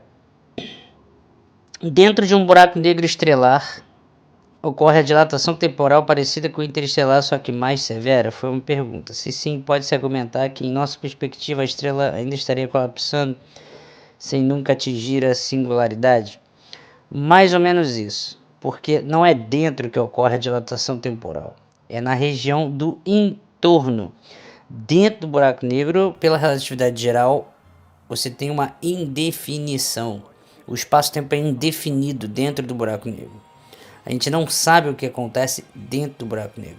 A dilatação temporal é no entorno do buraco negro. É o espaço-tempo em torno do buraco negro, que se você coloca um relógio lá para contar o tempo e compara com um relógio, você segurando aqui, o fluxo temporal ele muda. O tempo passa lá diferente de como o tempo passa aqui. E aí, à medida que você chega muito próximo do horizonte de eventos, o referencial de tempo para a gente aqui é como se estivesse congelado. É como se o tempo não estivesse passando mais, como se ele estivesse parado no tempo. Mas isso é fora do buraco negro, não dentro do buraco negro, ok?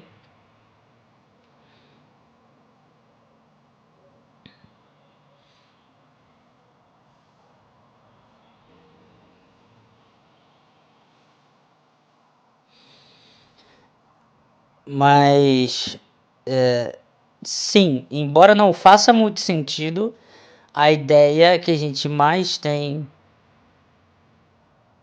digamos, de certa, é que, sim, da nossa perspectiva, a estrela ainda estaria colapsando sem nunca atingir a singularidade.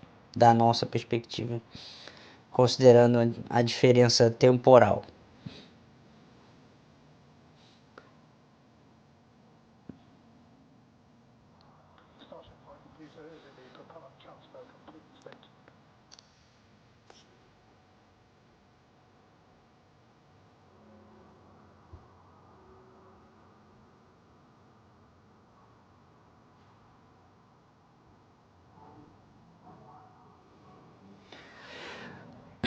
São experiências diferentes, o Gui Verde. Copa do Mundo 2026 nos Estados Unidos ou Aurora Boreal na Islândia. São experiências diferentes, cara. Aí você tem que escolher. Eu avisei várias vezes que seria um negócio para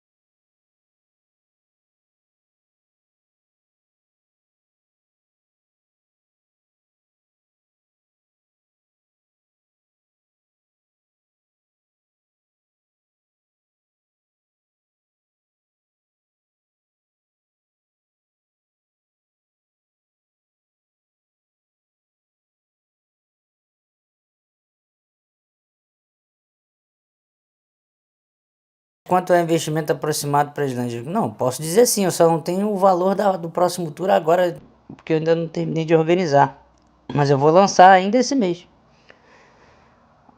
O de agora, de 6 dias e 5 noites, com passagem aérea, foi entre...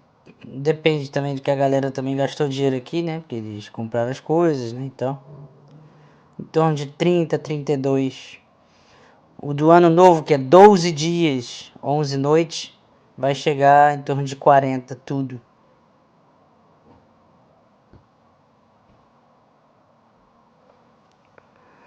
Carnaval 2025 vai ser por volta de 35, por aí. É algo por aí, mas eu não consigo dar o valor exato agora.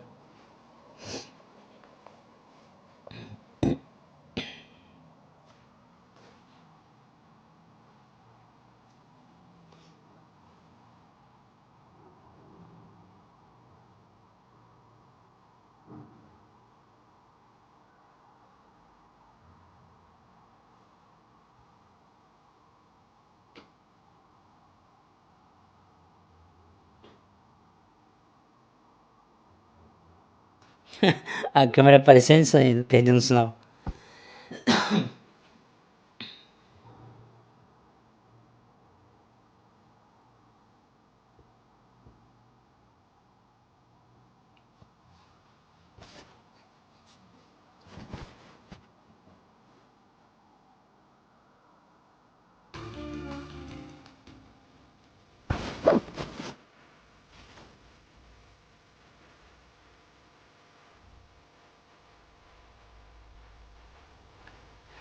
Vai, ô Universo Observável, vou fazer live de noite sim, live goiabada, lá no outro canal. As lives pra fazer dinheiro, né? Mais tarde eu vou fazer sim, live pra fazer dinheiro.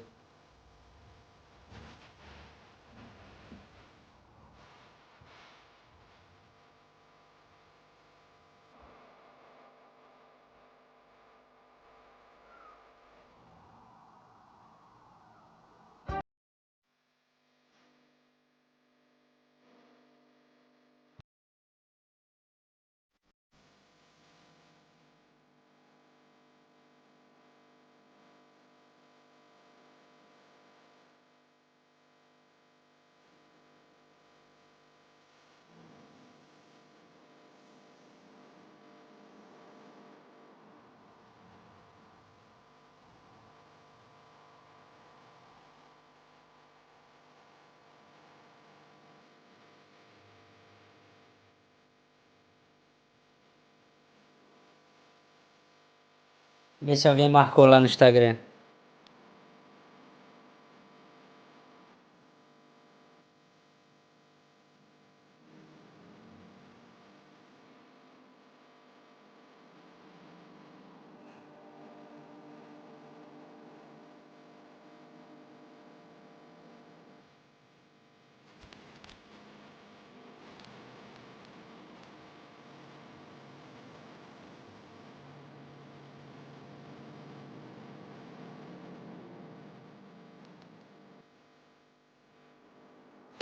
Nope.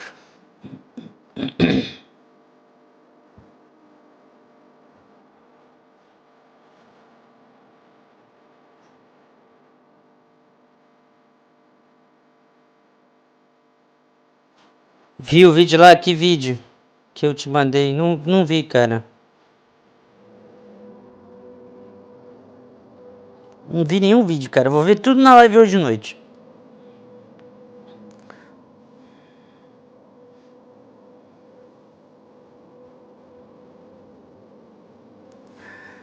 Vou até começar mais cedo para poder ter tempo.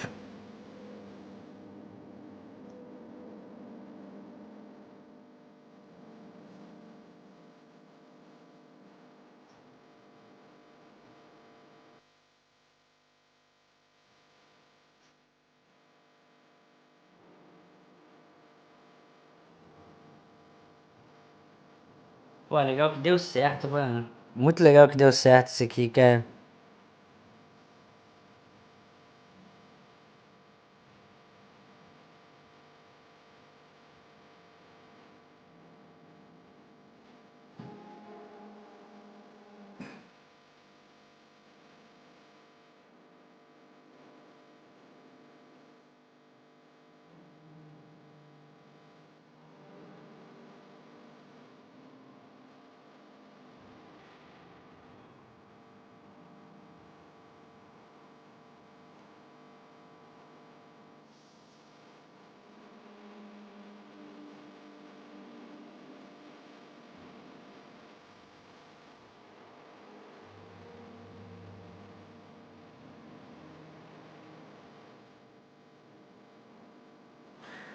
Tô tentando achar aqui o...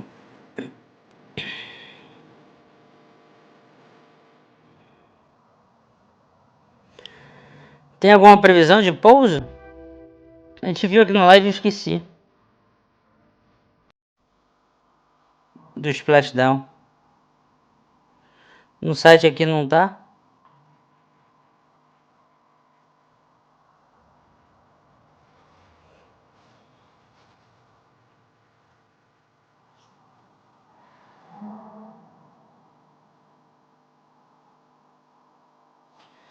Hime, estive fora do canal por uns tempos, mas por que você mudou para a Islândia? Porque eu estou trabalhando como guia turístico na Islândia.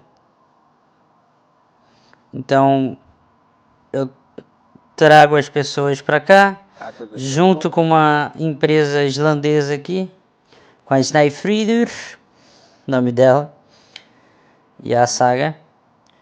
Eu trago a galera para cá para ver a aurora boreal, fazer caminhada no gelo, enfim, turismo.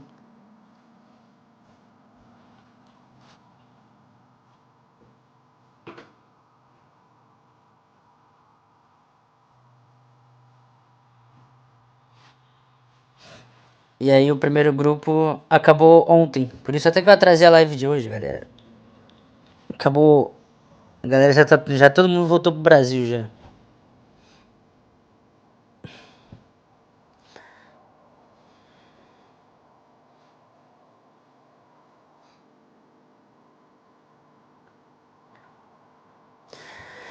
E o próximo grupo será para Ano Novo.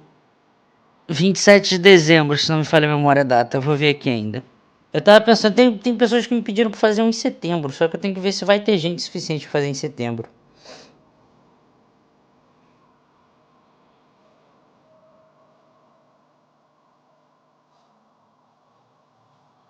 Welcome back to live coverage of Aí, ó, voltou a live deles lá, ó. test, which lifted off from Starbase, Texas at 8:25 a.m. Central Time.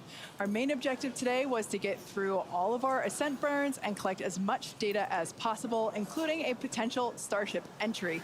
And we just came out of a coast phase and we're treated to a number of HD views thanks to Starlink, including the PES door open close test. So that was one of our test objectives today that we met. So that's awesome. It has been such a great day. It has been a phenomenal test day. Just to see booster. Todo mundo felizinho. Starship to ascend, ship completing its ascent. Just a wonderful day. Kind of to recap the objectives a little bit. Parece que um dos tiles de escudo de calor caiu, acho que não tanca a reentrada não. Vamos ver, tá 26 mil km por hora, velho. Didn't quite accomplish the landing burn and then had a hard splashdown in the Gulf. Meanwhile, ship completely successful after the hot staging. We had a good 6-engine burn of the Raptor vacuum engines and sea level engines. And then we've commanded a number of demonstrations, including the Starlink satellite deploy demo, so the payload door, as well as a prop transfer demonstration. We do still need to do some data review on those. Por que minha câmera saiu? Agora que eu vi. We'll be sure to update you on social for how those tests went. We are coming up on our next major milestones, which is an in-space relight of our Raptor engine for the first time, followed by re-entry and then landing in the Indian Vamos ver. Vamos religar. Reentrar. Yeah, that's right, guys. We should be just about 40 seconds away, 40 or 50 seconds away, if we do this relight demo. Do want to stress this is not a deorbit burn. In fact, it's actually going to function a little bit opposite of a deorbit burn. We're going to be raising our perigee with this burn for the lowest point of our orbit. This is just to demonstrate that we can relight a Raptor engine on ship while it's gone through a coast, while it's in outer space, while it's in microgravity. Eles vão religar os motores para testar. Vai até aumentar a altitude. But you're now coasting through space. This is going to be really important anytime we want to do in-space maneuvers in the future, like eventual deorbit burns, any of our translunar injections that'll have Raptor engines firing back up. We may not do it. There is all of the guidance is loaded into Starship's computer itself. So if it doesn't see the values that it needs to, we could just skip the burn. So we are waiting to find out if that's going to happen or not. If it doesn't, as we said in the beginning, we're on a pretty steep trajectory that we are coming home no matter what, regardless of doing a burn. This was done just so we can really... É um teste extra, basicamente, que eles estão fazendo aqui agora. Independente do que aconteça, a trajetória ali vai descer a Starship de qualquer jeito. That we're going to be targeting for splashdown today. It does sound like we are skipping past the on-orbit relight demo this time. Again, we'll confirm all of this through our post-flight data review, but it did sound like we did pass through that burn. So now that's going to start setting us up for re-entry. Yeah, that's exactly right. So coming up next around T plus 49 minutes is Starship re-entry. Now, this is typically a portion of flight where we don't have communications with spacecraft because they're re-entering the Earth's atmosphere. Lucas Cruz mandou aqui no Instagram. Vou compartilhar a galera toda que marcar aqui. Or roughly 5 miles per second. Super fast. Now, at those speeds, the spacecraft's interaction with the atmosphere results in friction. Valeu, Lucas Cruz. Tamo junto. Around the vehicle. That blanket of plasma distorts communication frequencies, so we're basically left with a brief communications blackout. Now, we might get some telemetry back through a connection to the tracking and data relay satellite system, also known as TDRS. But if the plasma doesn't entirely block it, that connection will be a very slow data rate and definitely too slow for any video. But that's why Starship and Starlink are a great partnership. Starship is so big that it will leave a wake or a hole in the plasma field as it flies through an atmosphere. You can think of a wake kind of like... Luciano mandou o superchat de R$5. Jaime, bom dia, parabéns pela transmissão. Podemos afirmar que esse é o maior objeto já colocado em órbita em um único lançamento? É, pior que é. É, podemos. Que a ISS foi montada, né? De pedaço em pedaço. Caraca, mano, pior que é mesmo. Batemos um recorde como humanidade, velho. Olha aí, ó. Now, this is only the second time that we're testing Starlink during re-entry, so even though we do have these great visuals now, don't be surprised if we manage to get some signal hiccups through. We're still learning about what that wake will actually look like in practice and whether we're able to get that live continuous high-speed data during re-entry. É agora, hein, galera? Yeah, that's right. And one of the really primary reasons we want to use Starlink is... Olha ali a altitude descendo, 125. Na direita ali, ó, 125 quilômetros. Where we're putting this flight hardware in a real flight environment, trying to learn about it as much as possible. Re-entry is going to be a really critical phase of flight. We really want to know how the ship's going to perform, especially that heat shield, as we're going through the hypersonic re-entry. So vamos ver se vai funcionar esse escudo de calor deles aí, né? We want as many paths as possible. Pica X. Collect that information, that data, just to again just continually feed back into the Starship program to make each flight more reliable, more successful. Acquisition single Mauritius. Olha lá, 118, tá descendo.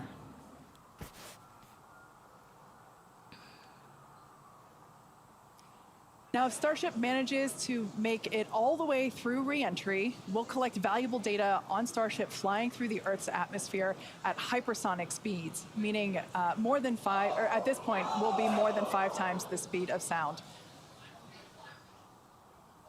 Now we're watching these live views, HD views by the as aletas se movendo ali, velho. You can see that the flaps there on the ship might be actuating. Tá indo, velho. Tá indo, galera. Olha lá, 110 km agora, hein? 111. Visions of planet Earth behind Starship. Now, we've already validated Starship's ability to fly and land at subsonic speeds. You might recall those suborbital flights from a few years ago, and we can see those flaps there. So getting data on aspects like heating and control while traveling way faster than we did before is going to be critical to eventually bringing Starships back from space. Vou botar minha câmera pra cá. So I mentioned those flaps. That's one of the things that enables Starship to help control itself and survive the heat of reentry, which, like we said before, we're expecting that reentry to occur around 9 minutes. So we're getting pretty close here. And what you're seeing here, it looks like the vehicle is sort of moving back and forth. Meu fone acabou a bateria, mas vocês estão ouvindo ainda aí, né? Peraí, acabou a bateria do fone. Starship has front flaps and rear flaps in the vehicle. So we've got 4 of those. And oh man, we can see the heating on those flaps as we're starting to re-enter the Earth's atmosphere. This is where the Earth's atmosphere. Acabou a bateria dos 2 fones de ouvido, velho.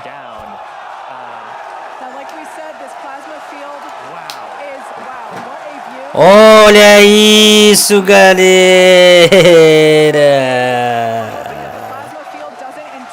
Meu Deus, olha isso, mano. Views brought to you by Starlink. Yeah, the Starlinks are still communicating and still capturing the data and the video that we see here.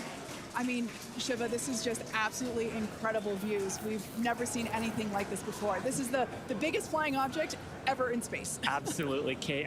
And it's important. Eu não tô ouvindo nada, eu acho que só vocês estão ouvindo, tá? Depois eu ouço na gravação, porque os fones acabaram aqui. As baterias, os elétrons. Ih, rapaz.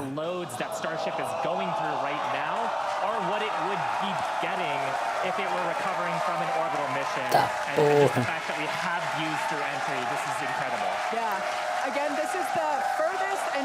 Mano, os caras meteram a câmera ali, velho. Olha isso, mano.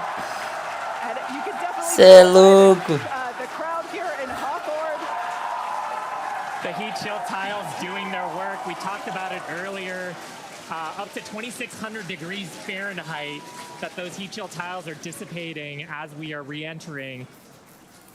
Yeah, now this was one of the critical, or rather the key mission objectives that we were hoping to hit today. We have never, like I said before, this is the fastest and furthest that Starship has ever flown. Tá tancando aí, tá tancando, galera. To collect this re-entry data and understand how these 18,000 hexagonal heat shield tiles. A câmera tá com uma proteção, né, pô? Protect the belly of Starship as it re-enters the Earth's atmosphere. Once again, Mas é engraçado que o fluxo de partículas ali, ó, olha lá, consegue estourar o CCD, né, da câmera. Muito foda. Ih, deu ruim. Ah, não, deu ruim não. Ei! Olha isso, mano. Que é só SpaceX pra fazer essas porra, velho. Ih, rapaz. Ih! Passa, eu voltou a galera ali rindo. During the hypersonic phase and then again during the subsonic phase. Absolutely. So like we said, these views are being provided by a couple Starlink terminals that are positioned on Starship itself. As that plasma builds, we're hoping that we can bring these views back to you, but you can see the telemetry there on the right-hand side of your screen. É, a telemetria ainda tá funcionando ali, ó. Tá dando a velocidade, a altitude ali, ó, 70 km. Meu irmão, 26 mil km por hora em 70 km de altitude. Caraca. But right now, for those of you that have recently joined, Starship is currently re-entering. Calma aí, deixa eu ajeitar aqui porque eu não tô ouvindo nada, cara. Pera aí. Starship has ever flown. It's just absolutely incredible. Major test milestone, something we wanted to accomplish on Flight 2, getting to it today. So just awesome. Pera aí. Now, we actually have some heat shields here. So these are what's doing all the work on Starship right now. There are 18,000 hexagonal heat shields like these. So this one that I have is flat, like this is what would be positioned on the flaps of Starship, whereas Shiva has something a little different. Yeah, the one I have would be on the curved surfaces of Starship. I'll just put it in frame here. Aí tá mostrando ali uma dos escudos térmicos ali, uma partezinha. Formato hexagonal.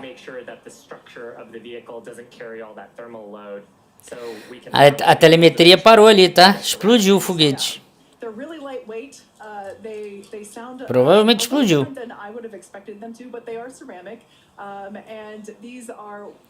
Eu não consegui ouvir o que eles estavam falando antes. We're not sure how far we're going to make it. Again, this is the furthest that we've gotten in our test flight, but the further we fly, the more data that we can get, and that's ultimately the measure of success here, which I mean, I think today has been a huge success given where we've gone and how much further we've gotten with both the booster and Starship itself.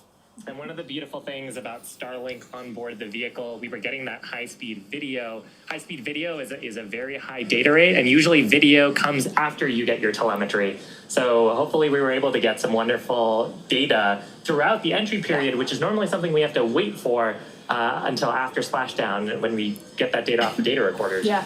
Quanto custa uma brincadeirinha dessa? Meio bilhão de dólares, mais ou menos. Positioned on Starship, 2 at the forward end or the top end, and 2 at the bottom or aft end. And they operate independently to aerodynamically control the vehicle's attitude or positioning during atmospheric flight and enable precise landing at the intended location. So today we are intending to splash down in the Indian Ocean, and we're hoping that we can make it that far, but regardless, it is an exciting end to what has been an exciting day. Absolutely, and I mean, we've had some tests in the past. We had suborbital campaigns Eu acho que explodiu. where we have tested out the aerodynamic flaps at subsonic speeds. That's below the speed of sound. At hypersonic speeds, well, supersonic speeds first, so faster than the speed of sound, and then hypersonic speeds. Voltou? So that's more than 5 times the speed of sound. The equations of motion change, how the vehicle responds changes. So going through that control phase where we're going from faster than the speed of sound to below the speed of sound was one of the objectives today. Yeah. And that's actually a great point because we are expecting that entry subsonic period to occur around T+1 hour and 3.5 minutes. So we're not there yet. We're about 10 minutes away from that point. So again, that is when Starship would be traveling slower than the speed of sound thanks to the atmospheric braking system. And so right now we're still waiting to see if we're going to get data back from this ship. We might be in a bit of a blackout period right now. So still waiting to hear the status on it. But yeah, it was estão esperando os dados. To the actual entry portion of today. We started into peak heating, which was just a really big milestone. Starship is pretty unique in the way that it re-enters, especially for something reusable. The closest parallel has been the space shuttle. When we're comparing Starship to like when we bring a Falcon 9 booster back, we're talking about 20 times the energy given the velocity that we're moving at, and all of that energy just gets converted into heat, and then we need to use those tiles to just help dissipate that heat. They're not ablative like you would see on something like Dragon, which uses an ablative in the capsule shape. So they are these tiles that are made to be reusable. So any data we're getting on the actual temperatures it was seeing during heating, all of that is just really hugely valuable. Where Starship is really unique is, and Kate and Shiva have talked about it a couple of times, is once we're through this kind of hypersonic section and we get down to the subsonic. And that's where we really learned a lot and proved that Starship's really just its basic shape could work. And we did that during the suborbital campaign. Again, if you compare it to the shuttle, which entered, it had the wings. It had a similar heat shield system, but it had wings, and then was almost flown like a glider once it re-entered and was down to those subsonic speeds. With Starship, we're not doing that. We're just coming straight down. We'll hit terminal velocity, which with Starship is around 200 miles an hour. And then we use a flip maneuver to ignite those engines, do a landing burn, and then touch down on the ground. So you don't need a runway. We're doing that, again, designed because when we go to the moon, when we go to Mars, there's not going to be a runway there for us. And so that propulsive landing is going to be really important. This is an animation of pretty much what we were just watching on actual Starship uma animação para ter uma ideia do que incredible. a gente estava assistindo antes. But we go through peak heating. One of the benefits of today's trajectory, actually, we got closer to what the heating profile will be on just a normal mission when you compare it to our previous flights, which were headed out to Hawaii. So we go through peak heating and then we hit subsonic, and then Starship splashes down in the ocean. Again, we're not doing a landing burn on this flight. and we're not expecting Starship to survive the impact. We're not going to be recovering any of the hardware. For now, though, we are just still waiting to see if we're going to get some signal back. We're currently at a loss of signal with Starship. Don't know for sure what its status is, and so we're just continuing to listen in. But ainda estão esperando, sem sinal ainda. Seeing the flaps really do their thing to maneuver the vehicle as it's moving through hypersonic. Mas eles não esperavam pousar nem nada disso, entendeu? Like shuttle and Starship is wings. A missão já foi muito além do que eles esperavam, do que eles queriam testar. Starship's controllable through that hypersonic regime when you're coming through the atmosphere, 25 times the speed of sound. You can save a whole lot of weight by not having really big wings. So super valuable to get this data, super valuable to then figure out what we're going to do on our next test flights. Dan, you brought up a really interesting point too, that for on shuttle, you are gliding in, going back to a runway. On Starship, because we're landing vertically, we are basically coming down, and then we've seen this during the suborbital campaign. We're not going to see it today. But during the suborbital campaign, we did the flip maneuver and then light our engines for a landing burn. And that's also really important for some of our other terrestrial destinations. That we don't have as much of an atmosphere on Mars. There is pretty much no atmosphere. There's some great views from our previous test campaigns of a landing burn and upright landing. But on the moon, there is no atmosphere. On Mars, the atmosphere is extremely thin, so you actually need some other sophisticated techniques that other landers have used to land there. And so this para Marte e para a Lua não vai ser a mesma técnica que eles vão utilizar para pousar aqui na Terra, né? É isso que eles estão conversando aqui. That landing in future missions, that wasn't one of our objectives for today. We wanted the ship to focus on opening and closing, the first demonstration of opening and closing the PEZ door, which is where we will deploy Starlink satellites from in the future, as well as gathering data on how the heat shield tiles performed during the entry period. And so far, all of that has gone really well. So overall, it's been pretty great, and it's great to see. Eu acho que numa próxima a couple of years ago for those high altitude tests. Our boats are heading to position for the Eagle landing. Wait for the we are coming back from orbital velocity and we're going through that entry. Valeu, Pajé da Caravela, tamo junto. Obrigado pelo Pix, cara. Land once the ship gets to a certain velocity or altitude. And it's really this piece that we're trying to figure out today. How do we get Starship to survive? Eu acho que num próximo lançamento eles já devem tentar pousar o Super Heavy, cara. We hope to find out soon. Yeah, I mean, we talked about rapid iteration and how we do design. Part of our philosophy is testing early and often and trying to test in a way that is as flight-like as possible. But there's only so much you can do in a chamber where you're trying to simulate the atmosphere in a laboratory. So there's nothing quite like when the heat shield tile hits the atmosphere in flight to gather that wonderful data and prove out some of the analyses and probably teach us a bunch of things that we. Saiu a câmera de novo.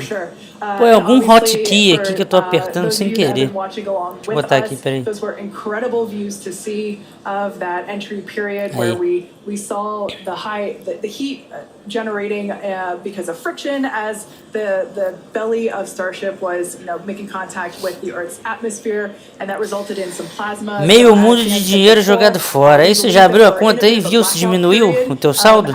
Diminuiu o teu saldo, né? Realmente. If it's still alive, we would be expecting the vehicle to be approaching subsonic or slower than the speed of sound speeds in 3.5 minutes from now. So if it's still up there in one piece, it still has a way to go. We're not there just yet. But we saw that plasma field building up around the exterior, which can blanket the entire vehicle as it does with all of our Dragon missions, and we're at a loss for telemetry at that point in time. Yeah, so Dan's seen a lot of those with Dragon missions that he's supported. Valeu, Ana Flávia. And we are hearing through some of the telemetry that we did. It did look like we lost Starlink and our Tedra's data flow at the exact same time. Now, If both of those signals are cutting out at the exact same time, that could mean we lost the ship. It has been several minutes since we've gotten any data from Starship. We are waiting just a couple more minutes just to see if we can get any additional confirmation. Viu, galera? Acho que explodiu mesmo. Point that we're tracking, and that could indicate that we had a loss or a breakup of the ship during that re-entry. So might not make it all the way to splashdown today, but we were able to get through the early phases of re-entry, hit some of that peak heating, which was just really incredible to see a Starship coming back from space after getting all those views from space for the very first time. So we'll just keep on listening in on the loops here, see if we hear anything over the next couple of minutes. And that might bring a close to a pretty successful day so far. So again, we did lose the TDRS. That's the tracking and data relay satellite. That's the satellite system that pretty much every spacecraft operating in orbit right now will use to get data. We were able to get some signal through that. And then we were also getting data back through Starlink. Live view here of mission control down at Starbase. So these are all the folks mission who are, control. Experts on the various different systems. Você fica no Texas, né? Essa live data that we did have. Probably in mission mode still, yeah, but absolutely. It would be so tough to stay focused with what an exciting day we've had today. Yeah, to quote Monty Python, I'm not dead yet. We don't know, as Dan said. We did lose connection with TDRS, which is the tracking and data relay satellite system, and Starlink at the same time, so it is a realistic possibility. Acho que foi um F confirmado. Não, ainda não está confirmado o F não, mas que deu ruim, deu ruim. We didn't know how far it was going to get.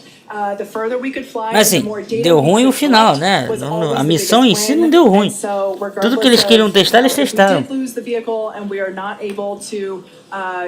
Make it all the way to our intended splashdown. Note that we weren't intending to recover this vehicle, either vehicle, the Super Heavy booster nor the Starship. We weren't intending to recover either of them. They were both going to basically hit at terminal velocity and break up upon contact with the surface of the ocean. So we're standing by to hear whether or not we are going to be able to get telemetry readings back, but we are eles não vão tentar recuperar. News that we lost Starship due to basically a double blackout from TDRS and Starship data at the same time. But this is it's worth mentioning. This is the first time that we have come back at these speeds. Absolutely. In any of the test flights that we've done so far with Starship. So we are trying to prove out that the heat shield works as intended, that the controllability at those hypersonic speeds works as intended.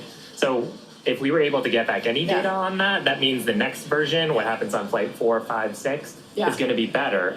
We must be able to get some because we saw incredibly gorgeous high definition views of that entry period whenever it was initially starting. So we must have gotten some data there. Ô Alexandre, cria uma live lá goiabada para 8 da noite para mim.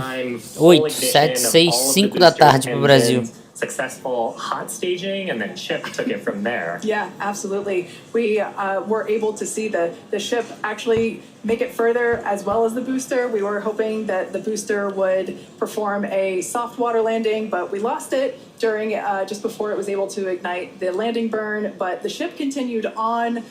We saw all six.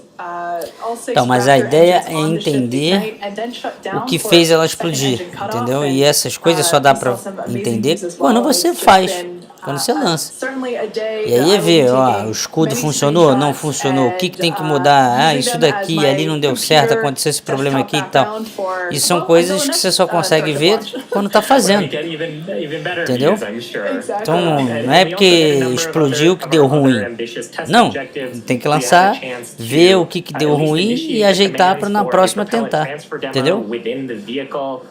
This is something that Starship's going to have to do in the future, and these sort of transfers haven't been done at this scale before, so that's a first as well. We also were able to demonstrate that the payload door and we got to see that, and so those commands were sent. Again, data review to come and make sure that everything performed as expected, but that's going to be critical to deploying payloads in the future once Starship becomes operational. So a number of test objectives hit.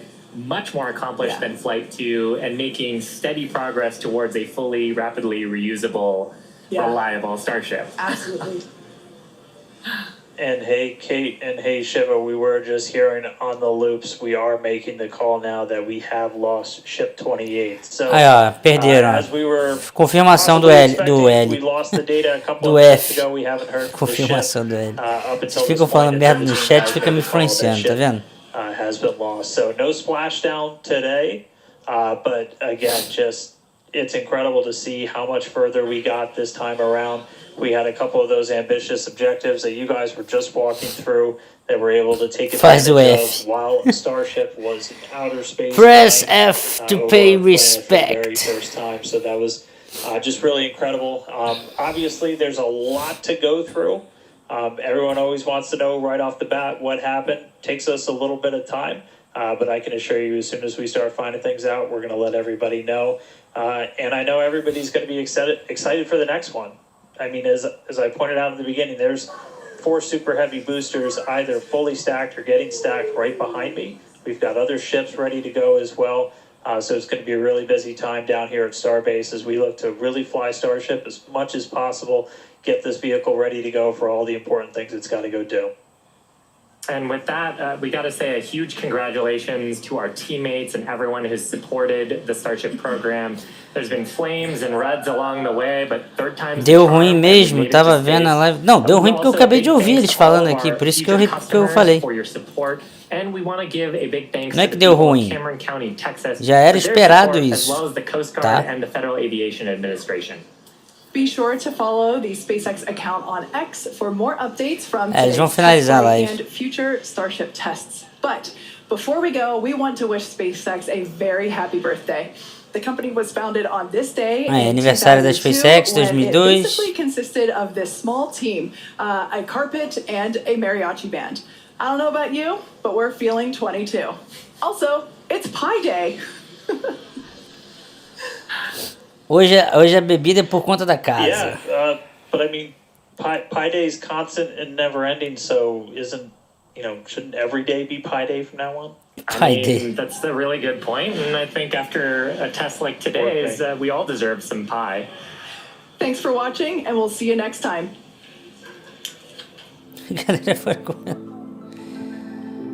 É isso aí, galera. Pô, foi maneiro, hein? O que vocês acharam? Foi maneiro, hein? Caraca, foi maneiríssimo, velho.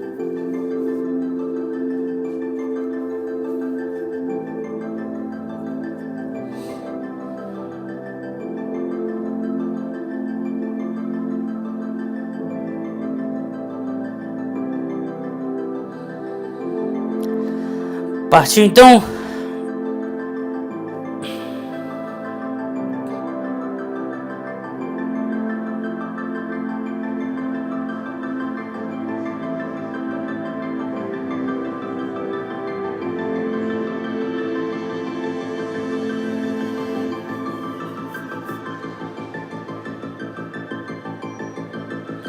Ah, é tu, Diego Nogueira, que mandou o Pix. Eu já respondi, cara. Tu saiu da live, eu respondi. Volta aí que eu respondi lá. Falei pra caramba.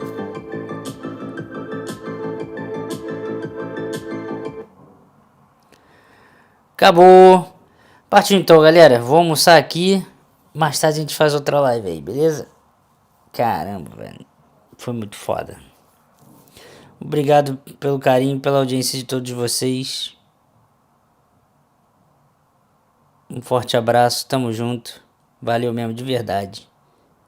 E se quiserem vir pra Islândia, é só entrar lá no site que eu tô organizando o próximo grupo das Auroras Boreais. Valeu, galera. Fui!